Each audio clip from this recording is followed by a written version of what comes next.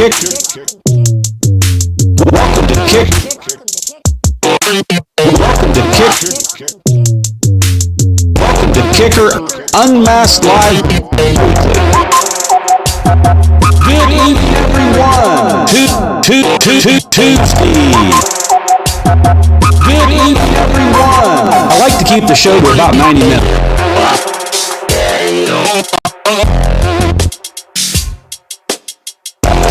Delicious. Be sure you get that schmedium every Tuesday night. Full tilt boogie.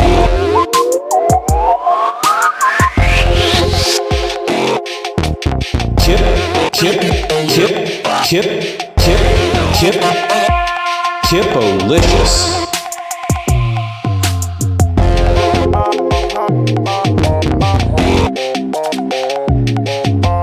Good evening, everyone. Twisted Tea. Good evening,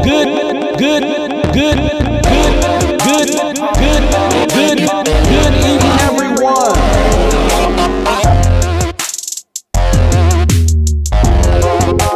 Be sure you get that schmedium. Twisted Tea. Hippopotamus. Cold beverage. Schmedium. Midler. Out in BFE. Out in BFE. At the end of the day.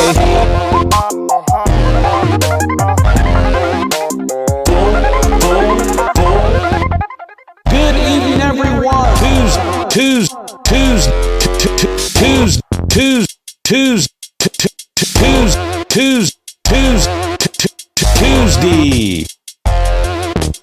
Full tilt boogie.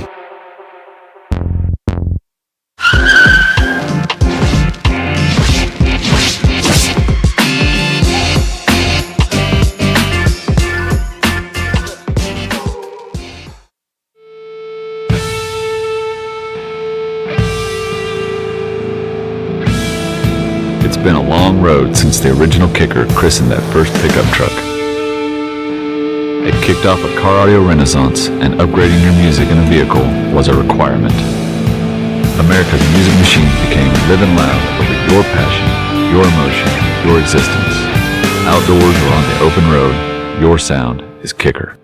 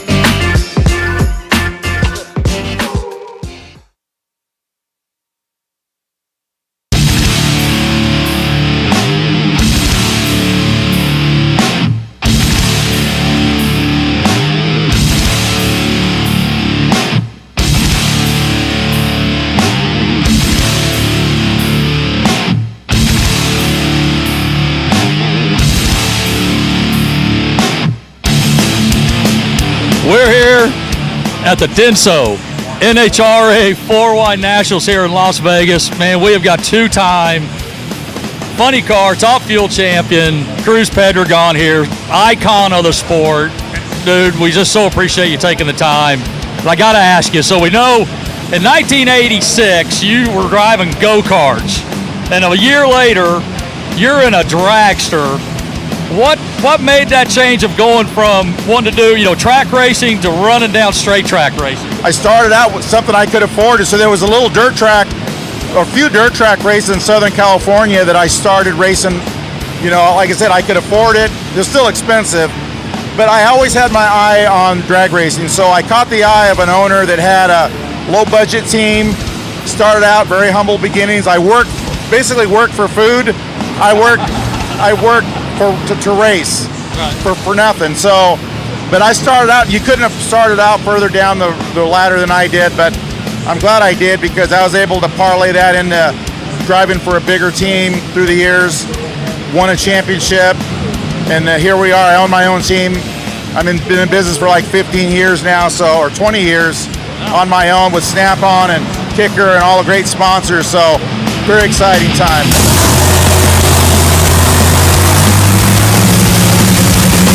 Cruz, we know you're super passionate about what you do. We're curious, what drives you, what refuels you off the track when you're at home? Well, I have a daughter now, so it's I just love my daughter. She's going on 8 years old, so priorities change a little bit, but I've always had this passion for racing, so much so that that's all I would do morning, noon, and night. I would think about it when I got up. I go to bed at night. Racing was my entire life, and it still is, but I share a little bit of that during the off time with my daughter Raya and my girlfriend Melissa. So, it's one of those things where the desire to perform at this level and to do it, I feel like I have my best years ahead of me. I have so much more experience than I did when I started out that I want to put that to good use. So here we are. That's awesome. Well, man, I tell you, Kicker is super proud to be associated with you. We're blessed to be part of the team and helping out. And hey, now that we've got this killer PA system back here jamming the pits, what's that mean for you and your team and your guests and everybody in your organization? Well, having a brand like Kicker, number one, is an honor for us. Really, I know it's a brand that goes way back. Heck, we've all heard of them. So for them to be, you guys support us like you do is really an honor for us.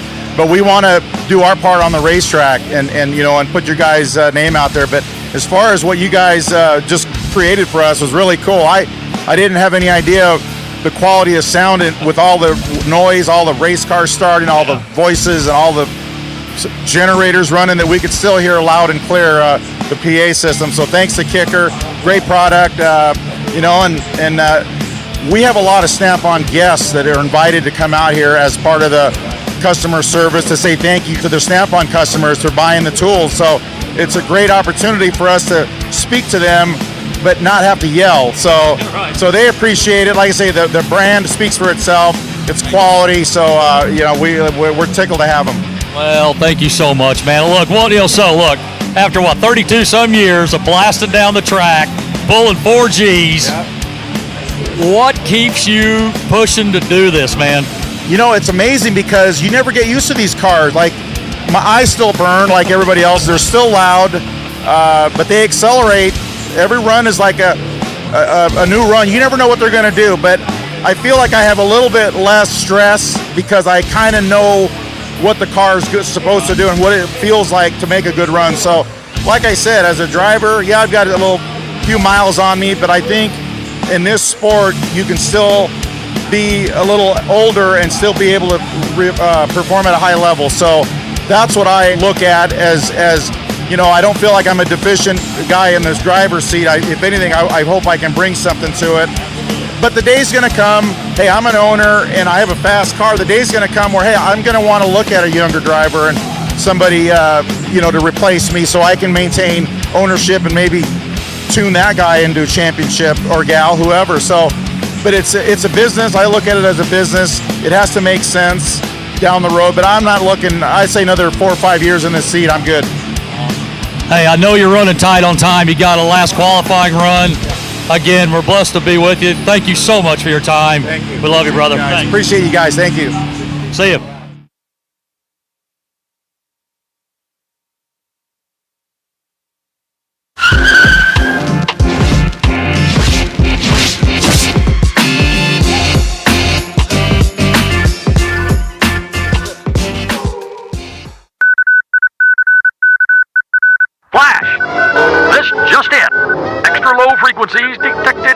falling from the heavens. Saucer-shaped objects confirmed all over the world.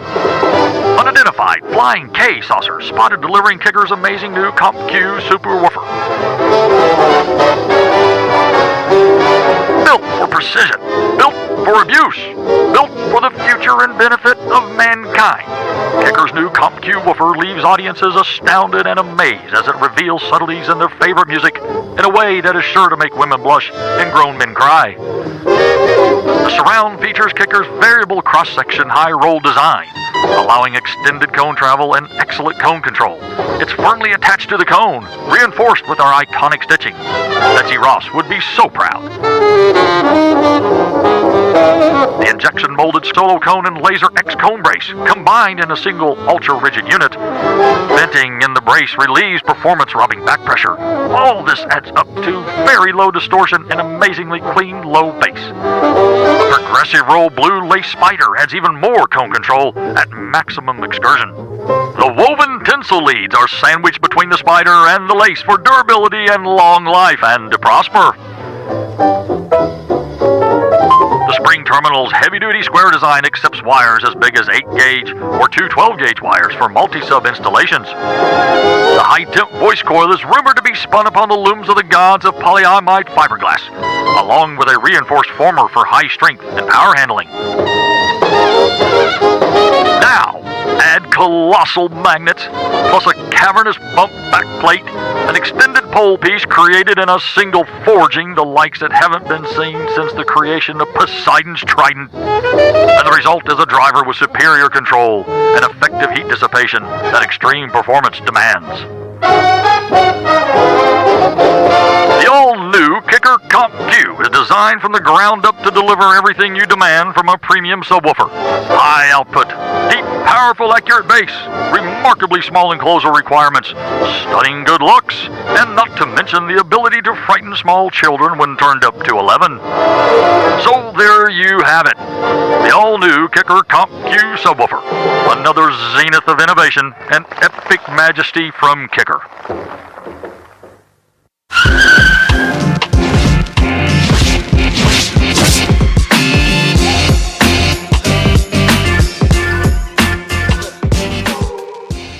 I built my first speaker to be louder.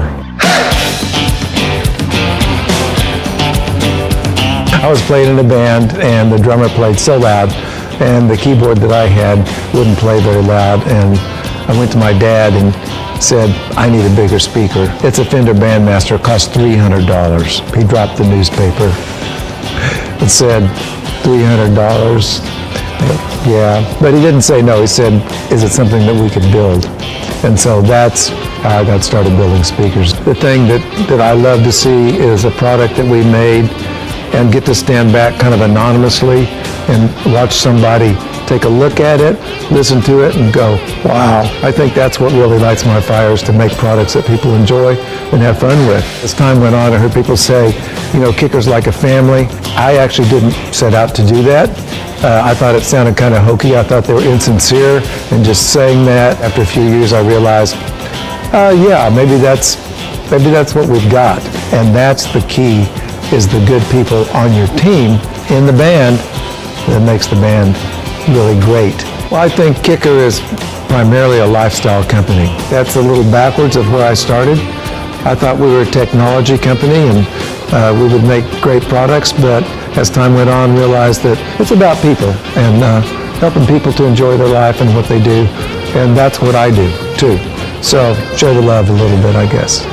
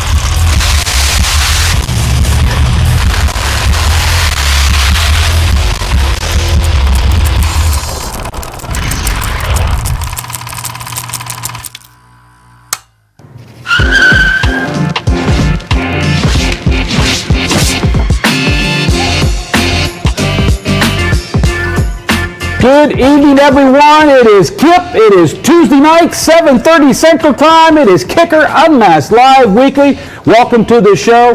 There's no hiding it. We let you know right from the start that he's going to be live in the studio with us tonight. So right from the beginning, I'm going to bore him to death to be here for the housekeeping part of the show. How you doing, Robert? It's your boy. Mr. HiFiVega himself. You know, the cool part about Robert is, first off, I do consider him a friend. Yeah, for sure. And he's close. I mean, you're what, 3 hours away? 3 hours, easy drive. So, you know, he reached out a few weeks back when we'd be on one of his 12 Days of Christmas episodes. I said, sure, man, you know, I'm always up for that. And I was like, man, I hate to ask, but would you be interested in being on our show? And he's like, I'll drive over. I'm like, you'll drive over? Heck yeah, I want to have you on the show. So we are happy to have him on the show tonight. You know, as always, he didn't get a meal with us tonight. I mean, you cut it close getting over here. Yeah, right after work. Drove straight over, ate in the car, had to make it in time. But he did bring some Christmas cookies, and I had one for dessert, and they were pretty tasty. I'm going to have another one here in a little bit. Matter of fact, we may not make it through the whole show. See, I bought 2 boxes. So the other box has already been eaten into. So he didn't get to enjoy dinner with us here in the studio tonight because he was cutting it so close getting over here. But the rest of us, we got together, and tonight's selection choice was Boba Fusion. It is a wonderful place here in town that does sushi. They do a little bit of Chinese and Taiwan and a whole bunch of different blends. It's a fusion because it's different flavors. We love going to that place. So shout out to Hawk and his entire team down at Boba Fusion. Thank you for a wonderful meal tonight. As always, thank you to Mr. Steve Irby and the entire management team for letting us break bed here in the studio. It's a lot of work we have to prep for to get this show up and running right at 7:30, and it's nice that we don't have to worry about running home, getting something to eat, and running all the way back. We're able to do it here in the studio. So Steve and the team, thank you very much. You know, speaking of Steve and the team, I'm going to I'm going to look at my computer here for a second. Just hold on. I actually have something I'm looking for. Let me see if I can find it real quick. And then if I can, I'm going to make Ernie give me a, let me see here. Normally I have this stuff all opened on my computer, but tonight I was cutting it right to the wire trying to get things ready. Here we go. Here we go. Let's get through the commercial here. Okay. Skip the ad. Okay. So now, I'm going to go back here. The sound is muffled and distorted. Hey, we got it. Someone in the comment feed says the sound is muffled and distorted. You on it? Okay, thank you. Yes. Something. Okay. Hey, Abstract Acoustics, how you doing, man? Sorry, I had my eyes off the feed because I wanted to bring something up in the thing. 3 watching, 1 likes. Who's guilty? Yeah, man. If you're tuned in and watching, if you could do us a huge favor, you know we don't run commercials on this show. We never will. It's not what we're here about. But it helps us know that we are putting out content. We're having guests. We're doing demos. Whatever it is that you guys truly enjoy in the community. It's a huge favor for us. You don't have to do it right now. But man, on the way out the door tonight, if you could do us a favor and hit that thumbs up button if you like the content, and if you could subscribe to the Kicker YouTube channel, those numbers and those thumbs up lets our bosses know we're doing a decent job, and they let us kind of go out a little bit further on that chain and do other cool demos, guests, you know, maybe instead of lunch. I mean, I got to get him in for breakfast tomorrow, so give me a thumbs up because I got to run you to breakfast. Yeah, for sure. Bill loves several things. He loves likes, he loves views, and he loves breakfast. I'm checking mine, make sure I'm not. I keep seeing in the feed, guys are talking about volume. Are we good now? Because Abstract Acoustics said check mic volume, Kip, so apparently. Apologize, guys. We actually shot a few things in the studio tonight, which means all the volume controls got adjusted. And so Ernie's back there, you know, panicking like a chipmunk, trying to get things back up and where they need to be. So if the audio has any issues at any point, just drop it into the feed, let us know again. But he says it's good, so we should be good to go. It wouldn't be unmasked if it wasn't. If there wasn't some hitch. You know, the one thing about this show, and I'm glad you're here. We do, I mean, here's my script for the night, folks. It's just some basic notes to tell me the highlights that I need to hit for the show tonight. But other than that, it's open platform here. We just kind of take questions. We talk about things. It is live, so anything that can happen and go wrong might happen and go wrong. So hang in for the ride, because that's what you're going to get when you tune into Kicker Unmasked Live. There's a few get out of jail free cards back here sitting, waiting to be used. There are. So I'm going to see if Ernie's paying attention. So tonight in the studio, as always, I'm your host, Kip. I'm up here in the front trying to keep the Titanic from hitting the iceberg. Blessed to have Mr. Robert HiFiVega in the studio. We're going to get to answer and hopefully a bunch of questions from you guys out there in the comment section. As always, glad to have him back. He had a little bit of time off here a couple weeks back. We got Tim back behind camera, so we get some close-ups, which we've got some stuff we need to get some close-ups on here later in the show. And that's going to be great. So we got Tim in the studio. And then Ernie, If you're paying attention, give me the back. There it is. There it is. As always, you got Bill Frog there on the end. He's monitoring social media. JW in the house, making sure everything going out over StreamYard is okay. And then, as always, Ernie back there telling me it's all right as he changes all the controls to make it all right. So Make it all right. you know how that goes. So thanks, everyone. Thanks for the team for being here tonight. I want to cover real quick before we get any deeper in the show, because I do have something I want to get into. But real quick, Ernie, if you could bring my laptop up as an asset real quick. If you're new to the show tonight, and this is your first time, this will be new to you. If you're old to the show, this isn't going to be any big deal to you at all. But we do a weekly contest, or actually a nightly contest, every Tuesday night here on UnMasked Live Weekly. We open up the contest right at 7:15 when the show pre-roll starts. That's the commercials and intros and, you know, the athletes and influencers and all the things you see in that pre-roll stuff there. We open it at 7:15 so you can go enter and come back to the show. We run it up until 8:30, and it's Central Time. If you hear me speak anytime, understand I always speak in Central Time. So if you're coming from the East Coast or the West Coast, be sure you add and subtract the appropriate time so that you're correct. Or, I got to say, literally, people literally tune in from around the world. We had people last week tuned in from South Africa. We had people tuned in from, God, I'm going to mess it up. Joe, how do you say it? Johannesburg? Johannesburg. Thank you. Yeah. That's what I wanted to say. Canada. We literally have people from all the world tuning in. Now, our weekly contest, or excuse me, our nightly contest that we do is open to U.S. and Canadian residents currently only. We appreciate everyone from around the globe tuning in, and we are working with our distributors to find ways to work with you so that if you're not in the U.S. or Canada, we can get you in the contest. But right now, it's just U.S. and Canadian residents. So, you know, I guess the good thing about Canada is, besides being a little cold this time of year, they also have great beer, so go enjoy that. So if you're a U.S. Canadian resident, just go to kicker.com/UMWeekly. I know Bill's got that in the chat, and he also scrolls it at the bottom of the screen right there. This is the nightly contest. As you can see going on tonight, we've got the grand prize tonight. It's going to be the Kicker koozies, the UnMasked Live t-shirt, and a HifiVega Big 3 upgrade kit. Yeah, and this is courtesy of our boy HifiVega. Blessed to have him in the studio. Fantastic prize for our grand prize winner tonight. Second place is always going to be the Tabor 2s, the koozies, and the shirt. And then third place tonight be the 200 earbuds, the EB200s, koozies, and the limited edition Kicker UnMasked Live t-shirt. And we're going to get the contest a little bit later in the show, but at least you know what's on the hook. You know it's for first, second, and third, and we got some surprises we're going to drop along the way. It's going to be a fun show.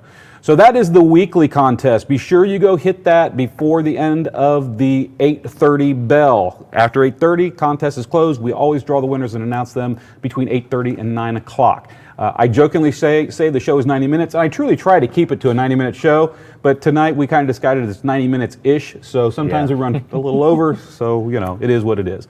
So that is the contest that is for that. Now, also, let me switch back. Ernie still got me on there, but he's got two queued up, so it confused me. I thought we were on camera. The Kicker 20,000K giveaway. We announced about a month and a half ago, I think. It might be a little bit more now. Time flies when you're having fun. And we had other big contests going on. We announced that when we would hit 20,000 subscribers to our YouTube channel, we would do a pretty decent giveaway. So it's in process right now. This contest is running until next Monday, which is going to be the 27th. So you still have a little bit of time to enter this contest. We're at 23,920 entries. You got 6 days left, and this is going to be a cool prize. You're going to get a set of KS components and a set of KS coaxials, whatever size you need to fit your car. So it's not like we're saying it's a 6.5 and that's it. No, you're going to pick from whatever size speakers you need to fit your ride. It's going to be in the KS line. We're going to give you a single 12-inch L7R loaded enclosure, wiring kit to make it all function, and I use the word amps. Amps are tight right now, guys. Everybody knows if you're out there looking for anything, you know, head units are tight, amplifiers are tight, everything's actually tight, but electronics are the hardest thing to get a hold of right now, even for Kicker. And so when we say amp with an S in it, we're going to provide you with either a 5-channel amplifier to drive that whole system, or it could be a monoblock amplifier and a 4-channel amplifier. It could be a marine amplifier. It could be out of the car line, a CX amplifier. We don't know because, quite honestly, they're like chicken's teeth right now. They're hard to find. So just want to give you a heads up. We've long surpassed the 20,000 subscriber mark, which is fantastic. Thank you to you all for getting us there. This contest is in process. Contest ends on the 27th. And as we've alluded to, and we'll get into this a little more later in the show, we're not going to be here on the 28th. There will be a show on the 28th. But it's not going to be live with us in the studio. More about that in a minute. So what we're going to do is the winner of this contest, the contest closes down on Monday the 27th. When we get back in the studio, the first live show will be Tuesday, January 4th. we will announce the winner to the Kicker 20K giveaway on that first show of the year. So good way to start off the new year. That's a really good giveaway. It's complete system. A complete system for everyone. And if you're ever interested in information on the Unmasked show, man, please hit kicker.com, right at the top banner page. It's our Unmasked Live Weekly. You can click that. It'll take you to the Unmasked page. Anything that's going on is going to be available on that page. And if you're interested at all in that silly song that we play on here that Ernie put together, it is available for download as a direct link right there on that page in about any format you want. Whether you like compressed, lossless, MP3, WAV, it's all available for you right there. Go check it out. I have one question about the song. Sure, ask. Do it bump though. It do bump though. We've actually played, I don't know if it's still in the quad box display, but we actually put it on the disc that plays in the quad box and we played it one night. It do bump. Okay. That's it all do I need to bump. know. Not dough. It do bump yo. Oh man. It do Extra. bump. So that is available there. Also, moving and JW, I'm going to look a little silly if you can see my face. If you ever want to know about events that's happening in the Kicker universe, the easiest way to find that out is go hit our Facebook page, go over to the events tab, scroll down, and everything that we are sponsoring or associated with will be on the Kicker events page. Now I know JW said there's some motocross stuff here, but apparently I don't know how to get to it.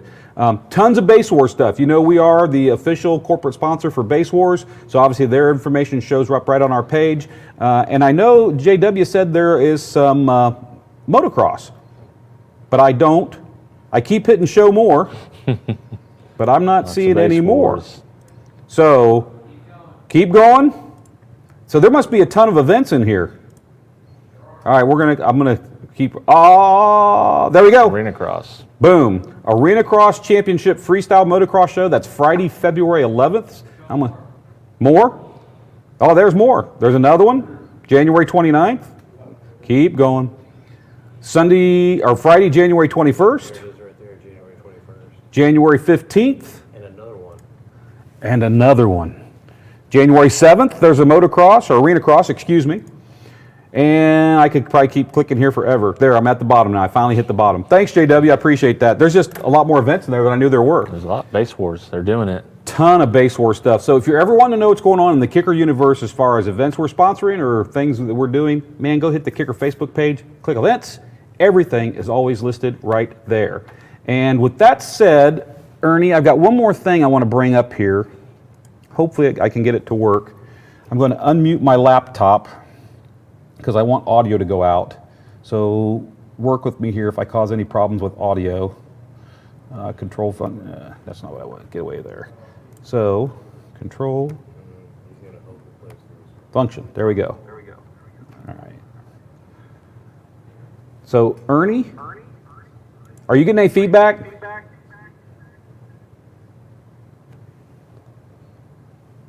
Ernie? Okay, so what I'm going to do real quick, I'm going to mute my mic, and you guys are thinking I'm in outer space. Hold on a minute. Yeah. Okay. You're going to have to just play it because you're not going to go. I don't have audio coming from your laptop because that'll cause a loop. If I mute my mic, it won't. Okay, mute your mic and we'll see what happens. We get a loop. Okay, let's find out. So real quick, everyone out there, if you're familiar with MB from MB Enclosures, today is somebody's birthday. Someone actually very special to all of us. And this morning, MB posted this video. I get pings as soon as MB posts something on his YouTube channel. So I'm going to mute my mic. I'm going to let this roll. Oh, you got muted on your end? You got me muted now? No, but we're about to. Okay, so Ernie's going to mute my mic, and we're going to let this beautiful bean footage roll. Are you ready, Ernie? No.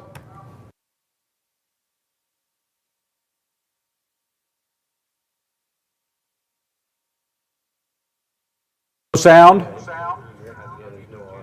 no audio coming to the HDMI.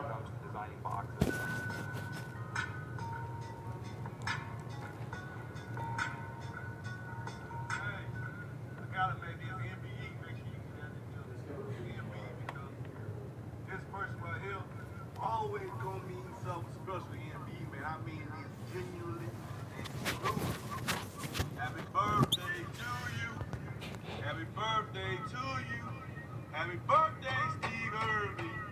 We all love you. There would be no cardio. There would be no speakers. There will be no one riding around seeing how loud they was in their system without you doing what you did with the first kicker box. Happy birthday, Steve. MBE, everybody who got an MBE box, particularly those who got an MBE box with a kicker sub in it. We all wish you a happy birthday and many more to come. And we appreciate what you do, baby. Steve, we love you, man. And then we're going to go to a commercial for The Matrix. Right. Which Dean and I will be reviewing next Thursday. Have you seen it? No, it doesn't come Doesn't out come out till till 22nd, Wednesday. right? Wednesday. So, hopefully, a little audio issue there. Sorry about that, folks. I was trying to play that, and obviously we weren't getting audio out of the thing. But MB from MB Enclosure did a huge shout out this morning to Steve Irby. Today is Mr. Steve Irby's birthday.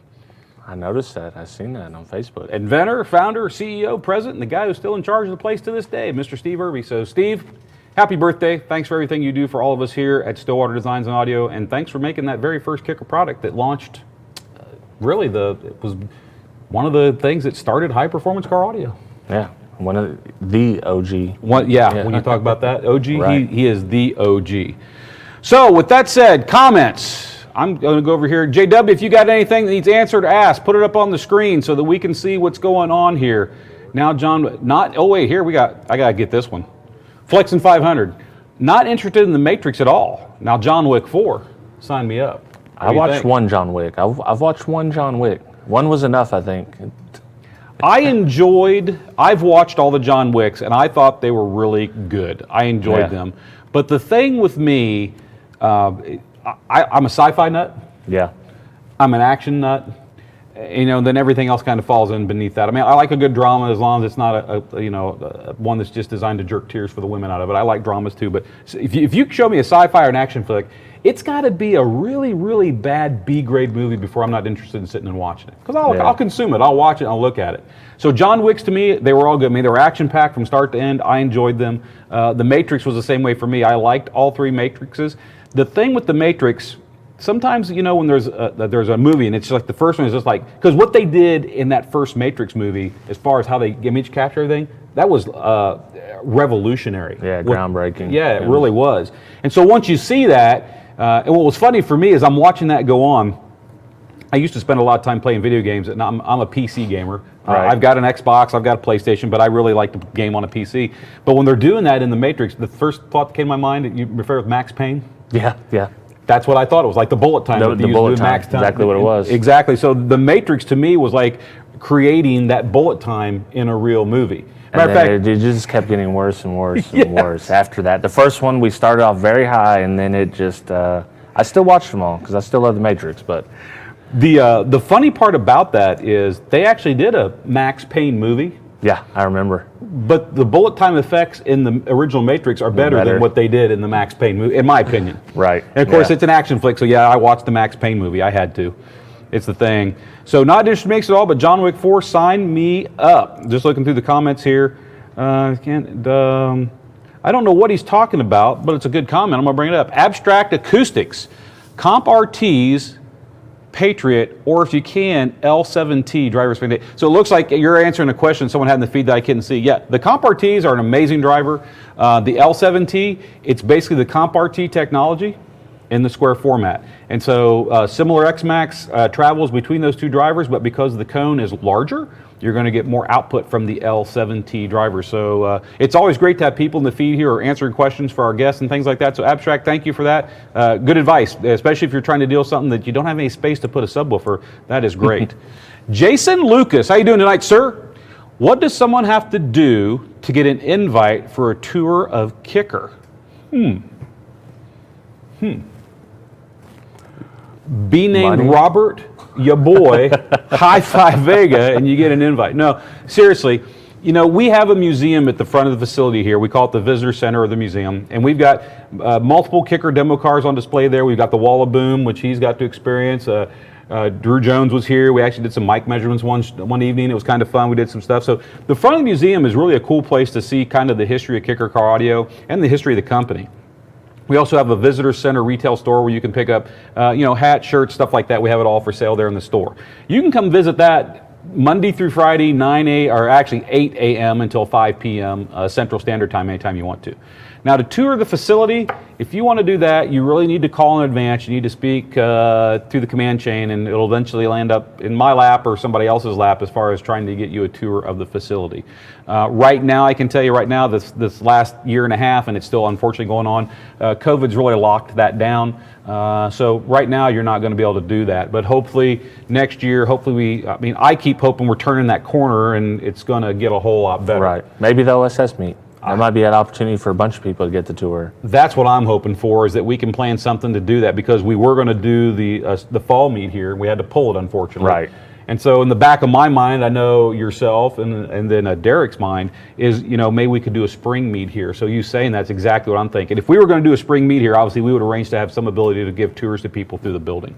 So Jason, good question. Right now, there's just really no real option, but the option will return, and a big event like that, if we could do that, that'd be a great place to do it. So Jason Lucas, great question. Deviant for Life. Hey, there's a regular tunes into the show. Is Mrs. Vega there? Not this time. She had to work. She had to work? I told her, I said, do you want to come? And she said, no, I have to work Wednesday. Otherwise, I'd love to come up there. This is the only car audio show she watches on YouTube. And I think she's watching now. You do know that you can bring her anytime you're invited up here. Yeah. Anytime. I mean, you don't need to ask. Just bring her on along. Dean Shadrick Jr. I'm going to be running the Snowman pods in a 3-way active setup. What should I set my crossover to for the pods? What answer did Aaron get you for that? I didn't get an answer yet, but I can tell you what I crossed them over at. Okay, what'd you do? I done 500 hertz, 18 dB, Yep. and then I done, what is that? I think I went down to 25, or I might have bumped it up to 3 kilohertz. On the tweeter? Yep, 18 or 24 dB. That Dean, what I'd like to, I just want, he had his input obviously, which is great here, because he actually has a set in his car and is doing what you're asking. The crossover points and crossover slopes on that product, the passive that comes with them, is not published on the Kicker website or in the information yet. And I have reached out to get that info from R&D, and I don't have it yet, so I don't want to misguide you. As soon as I get that information accurately, I will gladly share it with you so you know where we're crossing them over that straight from Kicker in the passive crossover. Now, the thing that's cool is when you go active, you can actually go to a steeper slope, you've got more control, you're focusing that amplifier power on there, so the passive crossover points are a starting point. Right. But I would agree with what he's at. If you're going to just want a ballpark, I would say you want to high pass that mid-range, probably no lower than 400. I mean, probably that 400 to 800 to be the window, right, depending on how loud you listen to your music and what kind of music you listen to. And then that tweeter, I can just tell you based on the size of that tweeter and everything, that tweeter is going to want to be crossed over somewhere between, I wouldn't go any lower than 2.5. As a matter of fact, most of our tweeters, we cross them over at 3K right, or 3.5. And it really depends on the design. Some of the full systems we build, we'll cross those tweeters over at 5 or 6K, but we only do it at 6 dB per octave. So the slope, which is how fast you're taking that frequency out, is also dependent on what crossover point or what crossover frequency you're going to want to pick. So when we get the actual information from R&D, I will share all that crossover stuff that we have already included in the Snowman, and that'll definitely give you a starting point as far as an active setup to at least start where we've got our active or our passive crossover point set at, if that makes sense. Well, and I think people take a little too much stock in the manufacturer's numbers as that being the be-all, end-all of what you have to set them at. Get them in your vehicle, play with them, see what they sound like, turn them up to your volume. Don't just say, okay, this is what Kicker says, this is what they have to be run at, because they may sound better in your system at 800 hertz on the mid and up, and then maybe 6 kilohertz with the tweeter and up. So you got to play with them in your system. I agree with that completely. The thing I would say is if you're going to experiment, just know on that mid-range driver, I wouldn't dip lower than 400. 400 would be my bottom. Don't go any lower. And on the tweeter, realistically, I would say don't go lower than 3K. I mean, and then I'm going to get a guy who goes, well, I crossed them over at 2K and they sound great, and you find out he's listening to Bach or Chopin or something at really low volumes. It's music dependent, guys. Right, it really is. And that's what I do. I'm not welling on them, so. No, absolutely not. I know you like sound quality, but you want some volume to go along with it. Right. I know that's what you like. Flexin 500. Kip, you plan on trying to come to Slamology 2022? Flexin, there's a lot of us here in the studio that would love to and are planning to get to events this coming 2022. What we're looking on, obviously, is everything that's going on in the world, as we know. Unless you've been living under a rock, you know what's going on. We've been under a corporate lockdown as far as travel. Was supposed to be lifted this past year.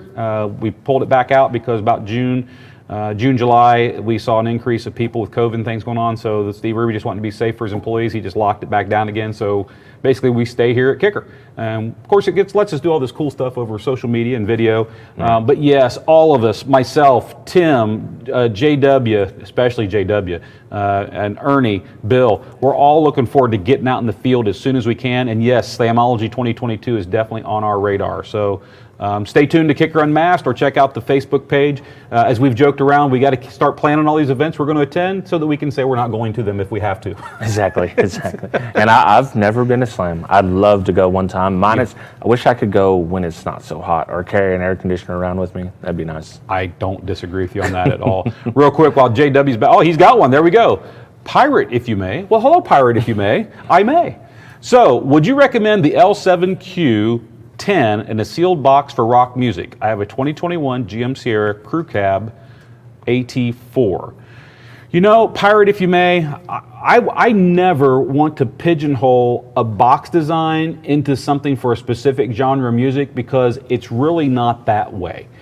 It really depends on how much volume of airspace do you have to build a box in. That should be your first thing right there. If you go through and you calculate and you come up with and say, you look at me and say, hey Kip, I got half a cubic foot, what can I do? Well, a half a cubic foot, I'm going to tell you to look at CompRT or L7T, probably a 10, sealed, because that's what's going to work the best in half a cubic foot. Now, I'm not telling you that those drivers in that half a cubic foot are going to be the loudest option you have. I'm not going to tell you it's going to hit the hardest. I'm not going to get into that. All I'm going to say is, if all you have is half a cubic foot, a sealed box is your option, and you need to go with a driver that's designed to work well in a sealed box, which is why we go, if you looked at me and said that's what you've got, I'm going to go, okay, let's look at CompRT, let's look at L7T. Now, if you've got more box volume that you can use, then that opens us up to a lot more possibilities. You might be happy with an 8-inch ported. You might be happier with a 10-inch sealed or a pair of 8 sealed. There's a lot of options you can go with. The thing with ported boxes is they tend to, here's the thing. In my own experience, myself, in my car, I typically run a sealed box. I like the way a sealed box sounds in my car.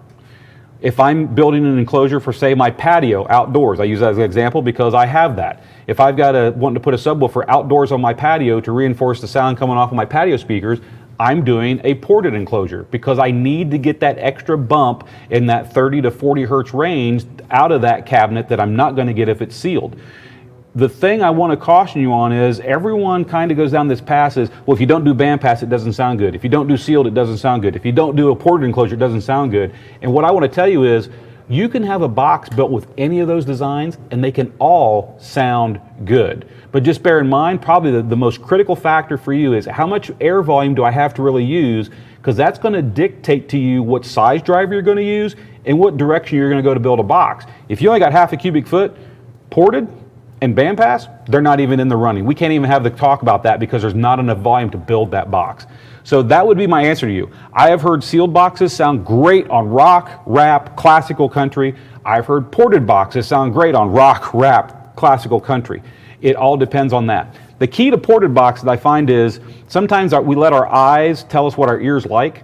And unless you're trying to float bricks or babies in the wind or in the open window of your car, which is move a lot of air in that mid 20s to mid 30 hertz range, there's really not a lot of music. I mean, I'm talking an artist went to the studio and recorded music and put it out on a disc or for streaming, and you can buy it and listen to it.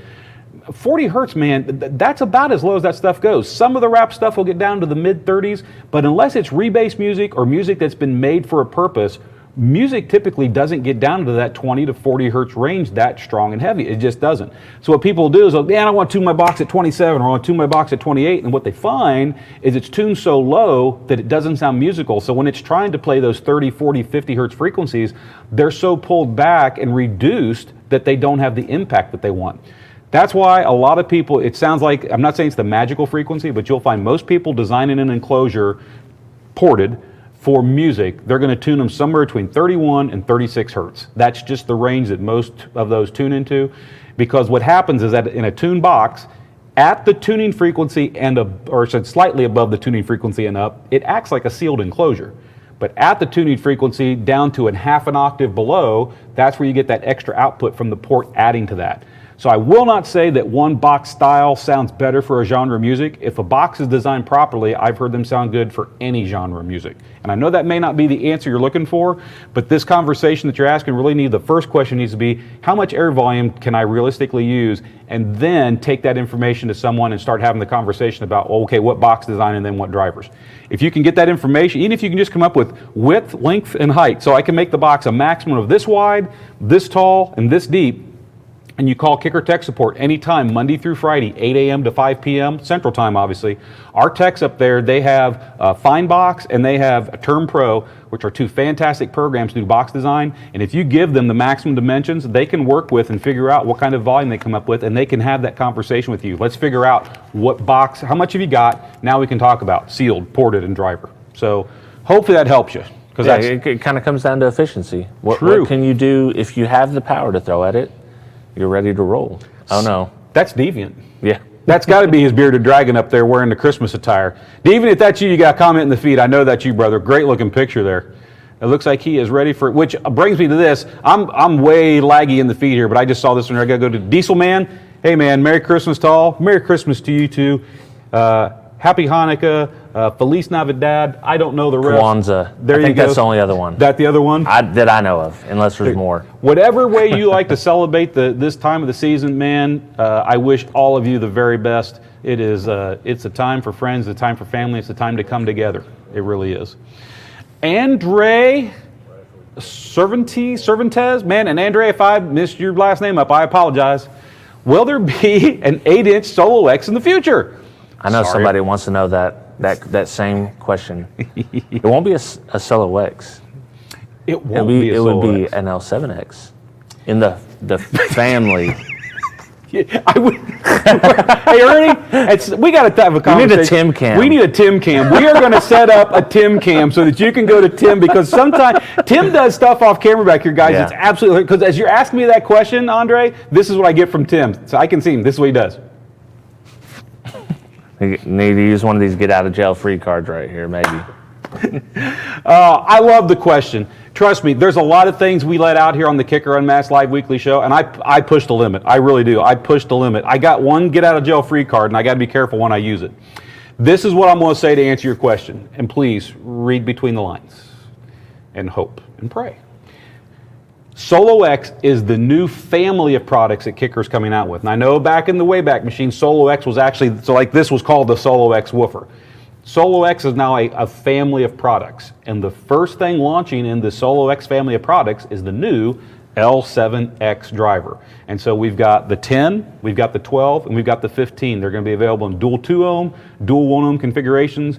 You're looking at these drivers 2,000 watts RMS all day long, no problem. Over 3 inches peak to peak mechanical travel. They're square design, so you get that 20 to 23% increased cone area. Guys, it's bore and stroke, man. If you want to move a lot of air, it's how far does it move and how much area is moving. It's just that simple. I know I work for Kicker and I'm here, but I'm telling you guys, these drivers are going to set the new reference standard for people. You're going to be mind blown. If you haven't seen the last couple episodes of Unmasked, we actually did a 15 in a ported enclosure and ran it through some paces, and then we free air motor a 10 right here on the table. Go watch those episodes if you're interested in that. We try to give you guys as many sneak peeks into that as we can. We apologize, they're not available right now. Our plan was to have them available the first part of this year, and as we all know, what's happened in the last 18 months is manufacturing anything and getting it to market on time is a dumpster fire. That's my call for it. So they're late. We're talking Q1, late Q2 is where we're currently seeing these new drivers launch, and a 10, a 12, and a 15. Yes, you and a lot of other people are asking the question, can I see an 18? Can I see an 8? We've even had people ask for a 6 or a 6.5. All I can tell you is all the information that you provide us through here on the Kicker Unmasked Live Weekly, we take it to heart. And if we get enough people asking for something like that and it looks like it makes sense, sure, we could go back to the drawing board and we could release a different size in these drivers. But just understand, right now, it's just going to be a 10, a 12, and a 15, but we want your feedback. So hopefully that answers your question. I thought I stubbed my toe on an 8 coming in. But I think people forget that the square driver, a 10 is that 10 is close to a 12. This is close to a 15 cone area wise, and people forget that. Like the 15 is almost an 18-inch. It's real close. Yeah. The square 15 comes really close to a round 18. So when you buy a square driver, you're getting a lot more. Even though we call it an 8 or 10 or a 12 Right. or a 15, understand that a 10, as far as cone area, is really closer to a 12. Right. Thank you for that. That's That's great why point. I need this 6.5, so it's closer to 8. So. Hey, we're Kicker. We design our own stuff. We take it to market. We listen to what the market wants. You want an 8? Keep telling us. You never know what'll happen. Matt Anderson. Great question, by the way, Andre. Thank you. Why did you move manufacturing out of the U.S.? Quality has gone way down. Matt. Man, I know you're not going to... I answer this question all the time on social media, and I'll answer it here live, too, as well. Our quality hasn't gone down. As a matter of fact, if you were sitting here on our side of the fence and looking at when we went to offshore manufacturing, our quality actually went up. What you get out of any manufacturer, okay, whether it's us or us going to someone and saying, we want to build this, here's our tools, here are our dies, whatever you do, the product, the quality you get is all based on the manufacturer. If the manufacturer doesn't care, the product's not going to care. We do quality control, quality assurance offshore. We do quality control and quality assurance here in Stillwater, Oklahoma. Everything that comes out of Kicker is designed right here in Stillwater, Oklahoma. It's ours. We don't take anything off the shelf. We've been doing that forever. The truth of the matter is, if you want to get into that deep, long conversation, is out of our control, because even back in the time when Kicker made drivers in the United States of America, we didn't make all the different parts. We go to sub part suppliers. So we'd go to this company over here and say, okay, this is the design of the motor we want, so stamp us this back plate. And here's the top plate we want, stamp us this top plate. And oh, by the way, here's this magnet we want, so make us this magnet to this spec. All the parts, we didn't make all the individual parts, we just specified them. We want this part built this way, and then they were assembled here. And unfortunately, Matt, what's happened is, over time, everyone moved manufacturing offshore. Not saying Kicker moved it offshore, but the people who make the parts, they all went offshore. There comes a point where you can either not make the product or deal with the fact you have to buy the parts offshore. There are very few parts you can buy made in the United States of America. About the only one that I can honestly say would be voice coils. There is a voice coil manufacturer here in the United States, and honestly, in some of our drivers, we buy the voice coils here and we send them offshore to be assembled into the drivers because the voice coil we can get here meets a certain spec that we can't get in certain places.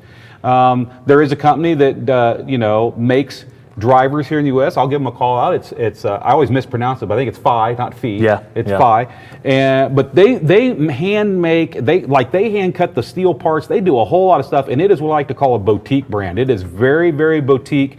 It's kind of it's somebody who, they look at a Porsche and turn their nose up. I mean, if it's not a McLaren, I'm not interested in talking to you. Well, you drive a Porsche? I don't want it. Oh, McLaren? Oh, okay, now we can have a conversation. It's the Pinkies Up Club. That's just the reality, man. I hate to say it that way, but I would love to get into a conversation with anyone anytime that wants to talk about quality going down. Man, we see the complete opposite here at Stillwater Designs. When we went offshore, we actually saw our return rates and things go down. We sell so many drivers and speakers and amplifiers into the global market. And to give you an idea, and we're proud of this, the national average for the car audio industry, so if you talk to anyone who's into car audio, the defective rate runs between 10 and 15%. That's the defective rate on a typical 12-volt manufacturer side. I'm very proud to say that here at Stillwater Designs, we run about 1.75. Not bad. It's really darn good. So, speakers, the number one failure on speakers is burnt voice coil. Burnt voice coils is not manufacturing defect. Burnt voice coils is you're clipping your amplifier or you're running way too much power into that speaker. But as far as the quality of our stuff, man, I don't know where people get into that they think our stuff has lesser quality since we were forced to go offshore to do things, because it's not the case. There's no way we could be selling as much product as we do with such a low return rate and so many happy customers if that was the case. Right, and it's just garbage in, garbage out. You get what you put in. So if you sow your garden and you don't do a good job, it's not going to turn out well. But if you take the time and care and make sure everything's done properly, you have good results. Absolutely, 100%. Larry Keller, what's the F3 on the Solo X10? And I'm going to assume you mean L7 X10. And Larry, don't worry, I call it Solo X also accidentally. It's just so easy to do because that's what it used to be. But I'm always going to reiterate, even to correct myself, it's the Solo X family. L7X is the first product in that family. We do not have official teal small parameters to release on any of the L7X drivers yet. What I can tell you is F3 on these drivers, they're going to be in the low to mid 30s. That's going to be the range on the F3 on these drivers. They get up and boogie. I mean, if you're interested in the F3 on a Solo X and you're asking those type of questions, trust me, as soon as we can release teal smalls of these drivers, we're going to do it. We'll do it right here on UnMasked. They'll be available on the website. You'll be able to download them and look at them. But if you're that kind of interested, you need to go back and look at these drivers. And it's the previous 2 shows. We actually did a 15 in a box, and then the show after that, we did a 10 free air. And you can see what these drivers actually do on video. It's darn impressive. Matter of fact, when we did the 10, we had Ramondo. No. Right, yeah. Yeah, Ramondo was here when we motored the 10. Yeah. And then who was here for the 15? That's what I was just going to ask. You didn't see him do 5 cycles, like right here? Yeah, I know. Trust me, we ran 5 cycles, 6 cycles, 7 cycles. We did some ultra low stuff that really isn't real world, but it lets you see how that driver gets exercised out. You know, at mid 20s to mid 30s, that single 15 that was in the room here was literally exciting the whole room. It felt like the ceiling was going to fall down. So F3 on them is going to be low. They're going to be awesome. When we have teal smalls we can share, Larry, we will get them to you. Promise and promise. E-Dud, hey man, how you doing tonight? Good to see you here. Vega, you need to come by and get a demo in the Prius. I'm 50 miles north of Kicker. There we go. I haven't heard the Prius in several years. He's done some upgrades. I've never heard it. Yeah, he was at the fall meet 3 years ago and I got to hear it, so really cool. So 3 years ago, that wasn't, where would that have been? That was in Texas. Was it out there at? Yeah, at the Scurry. Yeah, it sounds like I'm trying middle of nowhere. That's what it felt like when I went middle, out there. That's exactly where it was. I wonder if that's the same. I don't know if it was the one you were there or not. I think it might have been. Yeah, I believe it was actually. E-Dud, hit him up. He's here. He's only 50 miles away. Maybe you can arrange something for tomorrow. Yeah. Oh man, time flies when you're having fun. Tim back there doing his job. It's about 8:10, folks. Just keep in mind the nightly contest that we do every Tuesday night is currently running. You've got until 8:30, so that means you got about 20 minutes to enter tonight's contest. So if you're new to the show or you haven't gone and done the clicky, enter, go do it real quick. You got about another 20 minutes to enter tonight's contest, and you're going to want to be in tonight's contest. Yeah, we like to get these shows in 90 minutes. Yeah, 90. Thanks, man. Thanks, I appreciate it. I got you covered. Tonight we're staying right at 90 minutes and no more. I'm telling you, tonight's the night. 1 minute more. Regular Guy Audio, game changer. You know RGA? And I see Regular Guy in a lot of other feeds too. Yeah, so he's a good guy. I nickname him RGA when I'm talking to him. So Regular Guy Audio, yeah, these L7X drivers, quite honestly, I think they're game changers. I really do mean that. We as Kicker, we went back to the drawing board. We went out in the field. There was a whole team of us that went out and we went to the shows and we sponsored shows and prize money. I mean, we got involved even though there's really no one, because we don't make a product that does what those guys are doing. And so we did our homework. We've come back. I think anyone who is into that type of performance level, you're going to be blown away with the new L7X. And understand, I'm enamored with the L7X. I want a single 10 in a ported box for my own car. That's what I want. Me too.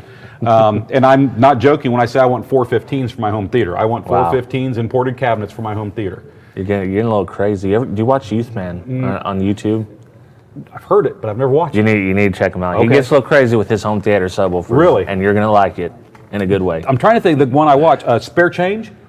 No, I haven't seen it. Man, there's so many YouTube channels out there. The way you we can't find watch out them. is sharing them. So no, I need to go look at that one. Yeah, Youth Man, check him out. Another one is a guy, his name's Spare Change, and he runs a home audio review channel and stuff. I like him too. So there's tons of them out there. But yeah, it's going to be a game changer, man. An absolute game changer. Stone Gats. What's up, Stone? Thank you for tuning in to the show tonight. L7R and L7S are the similar price. What's the difference in performance? Well, the biggest thing I can tell you between L7R and L7S is if you're at our website, there's a price difference between them. Now, if you're shopping in the retail world, we as Kicker, we don't, what it's sold for is what it gets sold for. We simply tell you what the MSRP is. So if you're comparing those two drivers, be sure you do it from our website to know what you're looking at as far as where that. Now, what you buy them for, man, go get your best deal wherever you can. That's on you. But here's the thing. If you get into the Wayback Machine, L7R is basically an updated version of what we used to call an L5. Right. So if you go way back in the Wayback Machine, we came out with the original square driver, which was the L7S.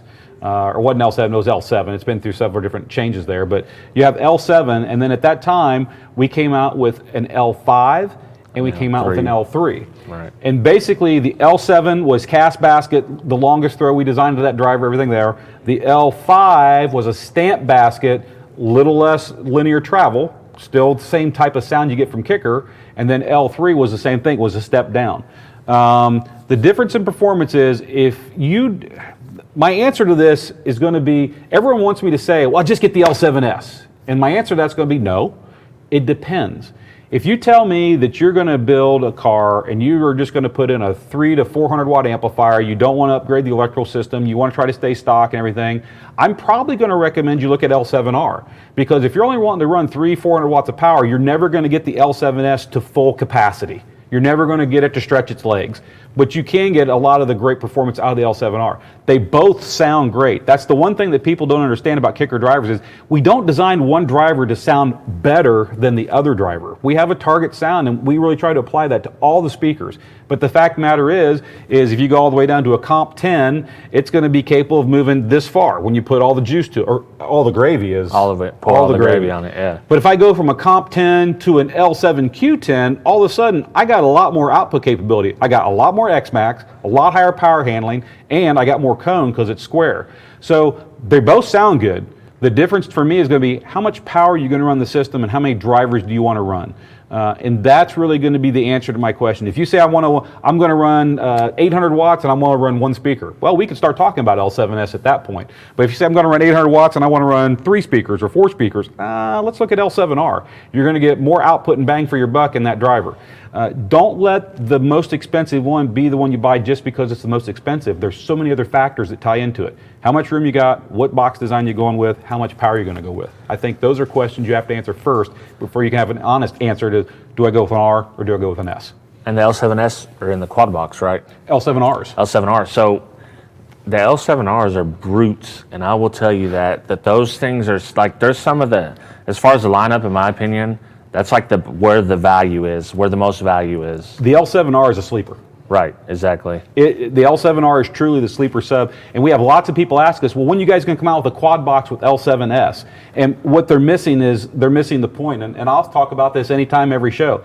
We did the quad box with L7Rs because it was fairly, it sounds weird to say, at 160 pounds, it's fairly light. Yeah. We throw L7Ss in there, we're going to be dropping another 120 pounds into that enclosure, another 30 pounds times 4. So we're adding a lot more weight. Trust me, shipping those, and people picking them and moving them, it's a problem. Secondly, is if you go to L7S drivers in that quad box, you're immediately talking about, to get maximum performance, you're talking 2 KXA 2400s, minimum. Okay, that means upgrade electrical system, alternator, that means upgraded big 3 kit, that means big wire to the back, that means additional batteries. It's the whole shebang. Whereas the quad box was designed to go, okay, with a single 2400, let's give someone the most they can get out of a, it's a lot, you're on the borderline, but you can run a single 2400 off of a stock electrical system as long as you use a little bit of common sense. Beat on it a while, watch your voltage, starts getting down, turn it down, let the batteries charge back up, and you can do it again. You can get by with a single 2400. And I know of no other prefab box out there in the world, period, that is built. There are others that are built equally, but there's no prefab box I know of built to the standards that this is, loaded with drivers that you can literally go and roll into a shop and 2 hours later roll out with an install that's a quad box and a single amplifier and do 150s with music in your car. Right, definitely. And don't do like Kip. Don't run 4 gauge, a 20-foot run of 4 gauge, or 2400 for a live test. But get a 1-aught kit, run it to it, and just let that thing rip. Let it rip. Give it all the gravy. Right. But that's why we do that, and that's the difference. The amount of power you want to run, which you can come to me and say, I want to run 10,000 watts, but if you're not willing to upgrade the electrical system, alternator, batteries, wire, if you're not willing to do all that, you're never going to get 10,000 watts. Even if the amplifier is capable of 10,000 watts, you're never going to get it. So be realistic. How much power do you want to run? How much more work are you willing to put into your electrical system so that amplifier can run efficiently and effectively? And then make a decision on how many and what size drivers you want to go with. Because it all comes down to power. How much power and what are you looking to get out of the system? Yeah, you got to be honest with yourself in car audio. Absolutely, 100%. Bill Wiedenmeyer, hope I got it right there, Bill. Any chance of a 3-way setup with a 3-way crossover in Q Series? Or is Snowman good match with Q Series mid-bass? I'm going to be real honest with you, Bill. That Q Series Snowman, or that KS Series Snowman, sounds fantastic. I call it a middler, but it's the KS 2 3/4 inch driver. That driver and the Snowman drivers, even though they're in the KS line, I'm telling you, They will match up and work well with Q drivers, no problem at all. They are fantastic sounding products. We have had a lot of people ask us about if we'll come out with a packaged 3-way system, like say a 6x9 with the Snowman or a 6.5 with the Snowman, and those are great ideas, and you might see something like that from us in the future. As it is right now, we just simply offer the Snowman, and then you can buy the 6x9 component or the 6.5 component, and you can marry them together if that's what you want to do. So you can do it, and yes, you can absolutely marry that with the Q series. I'd highly recommend it. And the Snowmen are kind of hard to find by themselves at the moment anyway, so. We actually got a shipment of them in, I think 2 shows ago it was on my list, and I think we're out again. I mean, it's in and out. And Crutchfield had a smoking deal on them, so I bet they sold them out. I bet they did too. So that Snowman is a fantastic product. As a matter of fact, there, it's right beside you. I was going to say go grab it, but maybe when Tim's done, he can get a close-up on that and give you guys a shot of that. But that's the Snowman right there. Billy Pipes at Kicker. Do you make a head unit? Billy, funny story. I've lived or worked here at the company long enough that I can remember the days when I was walking around going, we'll never make a head unit. We're never going to do a radio. And the fact of the matter is, on the 12-volt automotive side, we don't make a DIN or a double DIN or a floating screen. We don't make anything like that. And quite honestly, I would never expect anything and I'm being sincere. I don't think we'll ever get into that on the 12-volt side. Now, that said, we do several media source units that are used on the marine, ATV, UTV side of the world. They're nice, compact, fairly squarish, almost like a squash rectangle radio, color displays. They're fantastic media source units. And we have guys doing rods and custom stuff all the time using these radios in those builds. They're on 12 volt. You can use them in anything that uses 12 volt. So I went from we'll never make a head unit to, well, we make them now for ATV, UTV, and marine. So I get to eat those words. Right. But honestly, the reason we're focused so much on key technology like the key lock, the key 200.4, the key 500.1, the KISS lock, the KISS lock 2, the KISS loads, the 2-channel and the 4-channel, is because we see where 12 volt, and I'm talking new cars, guys. I'm not talking about if you're going to go out and buy some older used car and you're going to use to build a big SPL system or something. I'm talking about a brand new car and you're going to want to put an audio system in it. The days of changing out the radio, they're pretty well done. Right. They're evaporating really quickly, and there will come a time, even right now, there are some cars you can put a radio in with a dash kit, a fairly inexpensive dash kit. There are some cars that the dash kit and the interface products cost more than the radio you're putting in just to get it to work in the car. And then there's some cars, that factory radio is staying because if you do anything and take that radio out, the car won't start. It won't run. Other computer parts in the car who talk to it will just quit functioning. So the day's coming in new cars, you're not going to replace that radio. Yeah, you're not going to put a PRS 80 in a Tesla to replace the giant 21-inch screen. Yeah, you've already got a 21-inch touchscreen, and it does everything. It does Bluetooth, Wi-Fi's in, it does everything. So really, what do you want to do at that point is, okay, well, I want better speakers, or I want more power, I want more bass. That's why we're so focused on technology that lets our product integrate very seamlessly into any stock system that comes from the manufacturer. So hopefully that answers that question. JW, keep throwing them. There you go, boom. Brian Noel, I have an L715. Would you recommend sealed or ported in a Magnum wagon? I'd have to say yes. Yeah. In a Magnum wagon, this is what it boils down to. If you're willing to give up just a little bit of space, you can run that L715. It's minimum sealed enclosure. You're going to get great sound of it in that car. In the sealed enclosure, you're going to need to dump a few more watts into it to get that cone to move, because as you shrink that box down, a couple things happen. Number one, your tuning frequency goes up, and the amount of air spring that's back there gets stiffer. So it takes more power to move that cone. So small box, you're going to need a little more power to move that cone. Enlarge that box, go to a bigger sealed box, it's going to need a little less power to get that cone to move. And if you go to a ported box, you can get a ported box to be as loud or louder with less power because of the tuning frequency, because you're going to, 3-ish, if not more, depending on the frequency, bump at that point. So in a Magnum wagon, this is what I would tell you. All cars have what's called cabin gain, okay? It doesn't matter what car it is out there. You put a speaker enclosure in a vehicle, the vehicle acts like another speaker enclosure. And that's also why in a lot of cases guys talk about, I get in my car and if I roll my window down, it sounds really great in the driver's seat, and I roll my window back up and it just doesn't sound as good. Or if I roll this window down or I crack the door, it's because once you put a sealed box in your car and your car leaks, your doors leak, your windows roll down, they leak, your sunroof leaks, and whether they're closed and they're leaking or you're rolling them down, you've just taken your car and turned it into another tuned enclosure. So it's almost like you've turned your car into a series tuned bandpass with a sealed enclosure, and then, or that would be, yeah, it will be a. Pardon me, my brain just locked up. It would be a dual reflex bandpass. And then if you put a ported box in your car, it almost acts like a series tuned bandpass because it's a ported, sealed, firing into a chamber that's just also ported. So the answer to your question is not as easy as it sounds. I would base it around this. If you're looking to get as loud as you can get, if that's your goal and you're saying, I just want to get as loud as I can get with a single L715, go with ported box. Build the recommended from the middle to the largest, go to that side. Don't go to the small side. Go from the middle to the largest side as far as a ported box. Throw recommended power on there, which with an L715 I think would be 800 watts, I think is the green zone. If you go to kicker.com, the cool part about our drivers, there's actually a bar graph there. And if you're running sealed or you're running ported, it'll actually show you here's the red zone, here's the yellow zone, and here's the green zone. And the green zone is the range of power that you want to run based on your application. If that's what you're after is maximum output, large ported box, good amplifier power on it. If you're willing to give up some output and you want to get some space in your car back, go sealed. And go with the biggest sealed box that you're comfortable going with. And there's recommendations for that right on the kicker.com website. More importantly, what I tell you to do is reach out to our techs Monday through Friday, 8 to 5, and they can actually run those two graphs for you. You can say, this is how much room I'm willing to give up, and they can give you options and actually send you the PDF graph so you can see here's the response curves, and that might help you make up your mind. Yeah, it's all about what you want to do. Do you want to get as loud as you can and you don't care about the space? And go ported. It kind of goes back to what I was talking about earlier with the other gentleman is, you're never going to get me or anyone here to tell you there's one perfect enclosure, because there isn't.